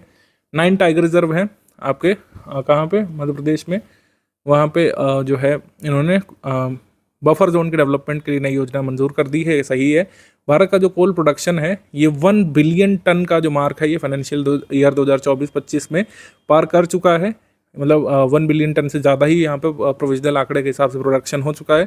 ठीक है, ये सही है, ये भी सही है। अगला है कि दिल्ली आयुष्मान भारत प्रधानमंत्री जन आरोग्य योजना को लागू करने वाला 35वां राज्य या केंद्र शासित प्रदेश बन चुका है। तो 35 हो चुके हैं, तो बच कौन रहा है? सिर्फ आप थोड़ा सा अंदाज़ा लगाइए। जहाँ पर बीजेपी की सरकार नहीं है और जहाँ की राज्य की सरकार बीजेपी से काफ़ी खफा भी रहती है, वेस्ट बंगाल। आपसे पूछ सकते हैं कि कौन सा एकमात्र राज्य बचा जो है जहाँ पर प्रधानमंत्री आयुष्मान भारत जन आरोग्य योजना को लागू नहीं किया जा सका है? वेस्ट बंगाल। वेस्ट बंगाल में अभी भी प्रधानमंत्री जन आरोग्य योजना आयुष्मान भारत को लागू नहीं किया जा सका है, बाकी सब जगह हो चुकी है। तो हमारा आंसर क्या हो जाएगा इसमें? D, none of the above incorrect. सभी स्टेटमेंट यहाँ पे करेक्ट है। आगे बढ़ते हम लोग। उत्तराखंड के किस जिले के गांव जाजर चिंगरी के सरकारी स्कूल में AI robot teacher eco friendly से पढ़ाई कराई गई थी? उत्तराखंड के पिथौरागढ़ में। AI robot teacher Eco was deployed for teaching in government school of the village जाजर चिंगरी। पिथौरागढ़ जिले के जाजर चिंगरी में एक AI रोबोट है इको जिसका नाम है, उससे पढ़ाई कराई गई थी छात्रों को। ठीक है, ए यहाँ पे सही है। First government school in India जहाँ पे AI रोबोट टीचर ने क्लास ली थी बच्चों की। ए यहाँ पे सही है। अगला क्वेश्चन है कि निम्नलिखित में से किस राज्य ने अपना उपग्रह असम सैट प्रक्षेपित करने की घोषणा की है? असम सैट, जाहिर सी बात है, नाम असम के नाम पर है तो असम इसको लॉन्च करेगा। असम सैट सैटेलाइट जो है बजट 2025-26 प्रेजेंट करते समय वहाँ के फाइनेंस मिनिस्टर ने अनाउंस किया कि असम सैट नाम से एक सैटेलाइट जारी करेगा, लॉन्च करेगा असम। इस सैटेलाइट को डेवलप किया जाएगा इन स्पेस के द्वारा, Indian national space promotion and authorisation centre और इसरो के सहयोग से ये जारी करेंगे। अपने राज्य में तो बनाएंगे नहीं क्योंकि ये तो सेंट्रल के सब्जेक्ट हैं, स्पेस वगैरह सैटेलाइट। बी यहाँ पे सही है। आगे सवाल है, कौन सा कथन सही है? राष्ट्रीय दृष्टि दिव्यांगजन सशक्तिकरण संस्थान देहरादून ने राष्ट्रीय दृष्टिहीन संघ के सहयोग से जो है अंतर्दृष्टि नामक एक अद्वितीय संवेदी डार्क रूम का उद्घाटन किया है। ये अंतर्दृष्टि नामक डार्क रूम इसलिए बनाया गया है कि किसी को भी महसूस करना है कि जिस व्यक्ति की दृष्टि बाधित है, जो ब्लाइंड पर्सन है, वो कैसा महसूस करते हैं, आप इस अंतर्दृष्टि डार्क रूम में जाकर के महसूस कर सकते हैं। ठीक है, ये है, तो ये स्टेटमेंट करेक्ट है। अगला प्रश्न है कि कृषि मंत्री जी ने आईकार Indian institute of wheat and barley research Karnal में एक जीनोम एडिटिंग लैब का उद्घाटन किया है हाल में, ये सही है। फिर अगला प्रश्न है कि जल जीवन मिशन का 75% टारगेट जो है अचीव किया जा चुका है, ठीक है, 5 साल में, और इस मिशन को पूरा करने के लिए 2028 तक इसको आगे बढ़ा दिया गया है, ये सही है। जल जीवन मिशन जो है 2019 में लॉन्च किया गया था, ध्यान रखिएगा। जल जीवन मिशन वॉज लॉन्च इन अगस्त 2019 और 2024 में इसको अपना 100% टारगेट पूरा करना था। टारगेट हो नहीं पाया, 25% बच रहा है, तो इसको पूरा करने के लिए 2028 तक इसको एक्सटेंड कर दिया गया है जल जीवन मिशन को। ठीक है, तो ये भी करेक्ट स्टेटमेंट है। हमारा आंसर क्या हो जाएगा? हमारा आंसर उसमें हो जाएगा all of the above correct, C, उपयुक्त सभी। 21 अप्रैल 2025 को केंद्रीय मंत्री श्री जयंत चौधरी ने गुजरात के किस जिले में राष्ट्रीय कौशल विकास निगम और पंडित दीनदयाल ऊर्जा विश्वविद्यालय द्वारा संयुक्त रूप से स्थापित उत्कृष्टता केंद्र सेंटर ऑफ एक्सीलेंस का उद्घाटन किया? सेंटर ऑफ एक्सीलेंस का उद्घाटन किया गया था गांधीनगर में, डी यहाँ पे सही है। National skill development corporation Pandit Deendayal energy university के द्वारा इसको डेवलप किया गया सेंटर ऑफ एक्सीलेंस को गांधीनगर में, डी यहाँ पे सही है। टॉप कोर्ट उच्चतम न्यायालय ने राजस्थान सरकार को 6 महीने के भीतर 7 वंडर्स पार्क को ध्वस्त करने और वैशाली नगर में लॉकुश गार्डन में फूड कोर्ट को 7 अप्रैल तक ध्वस्त करने का निर्णय दिया था, ये सही है। उसके बाद है bat echolocation monitoring, bat echomon, India first automated bat monitoring system, ये डिप्लॉय किया गया था, ये सही है। Indian institute of human settlements Bengaluru ने इसको डेवलप किया है। ठीक है, इससे जो चमगादड़ होते हैं उनकी आवाज़ वगैरह सुनने के लिए इस्तेमाल किया जाएगा। हरियाणा गवर्नमेंट ने 2 हड़प्पन साइट्स जो है, एक मीठातल और एक तिगराना, मीठातल और तिगराना को जो है प्रोटेक्टेड आर्कोलॉजिकल साइट्स घोषित किया था, ये सही है। हमारा आंसर क्या हो जाएगा? आंसर हो जाएगा C, all of the above correct, C. Rajasthan government को 7 वंडर्स पार्क और ये लवकुश गार्डन वैशाली नगर में ध्वस्त करने का निर्णय इसलिए लिया था क्योंकि वेटलैंड और जो ग्रीन बेल्ट है अन्ना सागर लेक के पास अजमेर राजस्थान में, ये इन्वायरमेंटल कंसर्न से जूझ रही हैं इस स्ट्रक्चर्स के कारण, तो इसको जो है ध्वस्त करने का निर्णय लिया जिससे जो है कंजर्वेशन किया जा सके अन्ना सागर लेक के पास ग्रीन बेल्ट और वेटलैंड का। बांग्लादेश नासा के आर्टेमिस अकॉर्ड पर हस्ताक्षर करने वाला कौन से नंबर का देश बन गया है? 54वां 54th आर्टेमिस अकॉर्ड को जो है साइन करने वाला 54वां देश बन गया बांग्लादेश। इंडिया ने इसको साइन किया था 21 जून 2023 में आर्टेमिस अकॉर्ड को। निम्नलिखित में से कौन सा शहर पूरी तरीके से रिन्यूएबल ऊर्जा से चलने वाला विश्व का पहला शहर बनने की ओर बढ़ रहा है? अमरावती। अमरावती को कहा जा रहा है कि वर्ल्ड्स फर्स्ट सिटी बनेगा to run completely on renewable energy. ऐसे क्वेश्चंस पूछे जाते हैं, जैसे 2019 यूपीपीएससी प्रीलिम्स का सवाल, अगर किसी को याद हो, ओजी स्टूडेंट्स को याद होगा खाली। क्वेश्चन पूछा गया था कि निम्नलिखित में से भारत का ऐसा कौन सा पहला शहर है जो दिन के समय में 100% रिन्यूएबल एनर्जी पर चलता है या सोलर एनर्जी पर? वो है Diu smart city. Diu smart city अब आपको ये ध्यान रखना है, world's first city to run completely on renewable energy, ये इसका विकास किया जा रहा है, ये अमरावती में बनेगा। आगे प्रश्न है, भारत ने किस वर्ष तक 100 गीगावाट परमाणु ऊर्जा जनरेट करने का लक्ष्य रखा था? तो ये लक्ष्य रखा गया था 2047 तक, 2047 तक, जब आज़ादी के 100 वर्ष हम पूरे कर रहे होंगे तो 100 गीगावाट हमको चाहिए न्यूक्लियर पावर से, न्यूक्लियर एनर्जी से। अगर हम लक्ष्यों की बात करें तो यूएनएफसीसी का जो COP26 हुआ था उसमें 5 पंचामृत टारगेट डिसाइड किए गए थे भारत के द्वारा, प्रधानमंत्री जी ने अनाउंस किया था। 5 पंचामृत लक्ष्यों के माध्यम से हम आगे बढ़ने वाले हैं। जैसे 2030 तक भारत अपनी गैर जीवाश्म ऊर्जा यानी नॉन फॉसिल सोर्सेज से 500 गीगावाट तक प्रोडक्शन करेगा। 2030 तक अपनी ऊर्जा आवश्यकताओं के 50% भाग की पूर्ति नवीकरणीय ऊर्जा से करेगा, नवीकरणीय ऊर्जा से। और 2030 तक कुल अनुमानित कार्बन उत्सर्जन का 1 अरब टन की कमी करेगा। और 2030 तक अपनी अर्थव्यवस्था की कार्बन इंटेंसिटी को 45% तक कम कर देगा। 2070 तक भारत नेट जीरो का टारगेट हासिल करेगा। ये पंचामृत इनिशिएटिव COP26 में लिए गए थे 2021 में, ये ध्यान रखिएगा। आगे हम लोग बढ़ते हैं। अच्छा, एक चीज़ कमेंट करके बताइएगा कि COP26 का लोकेशन क्या था? COP26 का लोकेशन आप लोग कमेंट करके बताएंगे। आगे प्रश्न है, कौन सा कथन गलत है? भारत के सबसे बड़े cruise terminal Mumbai international cruise terminal से क्रूज संचालन को हरी झंडी दिखाई गई थी, ये करेक्ट है। आगे प्रश्न है कि इंडोनेशिया ने ब्रिक्स देशों द्वारा स्थापित बहुपक्षीय विकास बैंक न्यू डेवलपमेंट बैंक में शामिल होने का निर्णय लिया है। इंडोनेशिया जो है ये जल्द ज्वाइन करेगा NDB को, न्यू डेवलपमेंट बैंक को, जो ब्रिक्स कंट्री चलाते हैं, ये सही है। फिर अगला स्टेटमेंट है, यूनेस्को ने 16 न्यू ग्लोबल जियो पार्क को जोड़ा है 11 कंट्रीज में से 10th anniversary of global geo parks network के दिन, ये सही है। भारत में अभी एक भी जो है यूनेस्को के द्वारा असाइंड जियो पार्क नहीं है, ध्यान रखिएगा। No geo park of India is included in list yet. और कुल मिलाकर कितने जियो पार्क हो गए हैं देश भर में यूनेस्को के रजिस्टर्ड? 229। हमारा आंसर क्या हो जाएगा इसमें? कोई भी स्टेटमेंट इनकरेक्ट नहीं है, आंसर हो जाएगा इसमें D। न्यू डेवलपमेंट बैंक का हेडक्वार्टर कहाँ पर स्थित है, ये आप कमेंट करके बता दीजिए। आगे प्रश्न है, 14 अप्रैल 2025 को उत्तर प्रदेश के मुख्यमंत्री जी ने राज्य में जीरो पॉवर्टी मिशन का नाम बदल करके डॉक्टर भीमराव अंबेडकर के नाम पर रखने की घोषणा की थी इनकी जयंती के दिन, ये सही है। Zero poverty mission Uttar Pradesh राज्य में चलाया जाएगा नेक्स्ट मंथ से, उसकी डिटेल हम साझा करेंगे उत्तर प्रदेश करंट अफेयर में। एटमॉस्फेरिक रिवर ये टर्म चर्चा में रहता है। Atmospheric river is basically narrow fast moving band of moisture and wind. तो एटमॉस्फेरिक रिवर किससे बनती है? Fast moving band of moisture और विंड से। Large amount of water vapour जो है ये ट्रॉपिकल ओशन से लेकर के लैंड की ओर ये ट्रांसफर करती है और वाटर साइकिल में महत्वपूर्ण भूमिका निभाती है, ये सही है। हमारा आंसर इसमें हो जाएगा C। अच्छा, जैसे पूछ लें आपसे ज्योग्राफी का कोर क्वेश्चन आ जाए कि एटमॉस्फेरिक रिवर कहाँ पे बनती है? ये पूरे विश्व में हर जगह बनती है, लेकिन सबसे ज़्यादा कॉमन है मिड लैटिट्यूड्स में।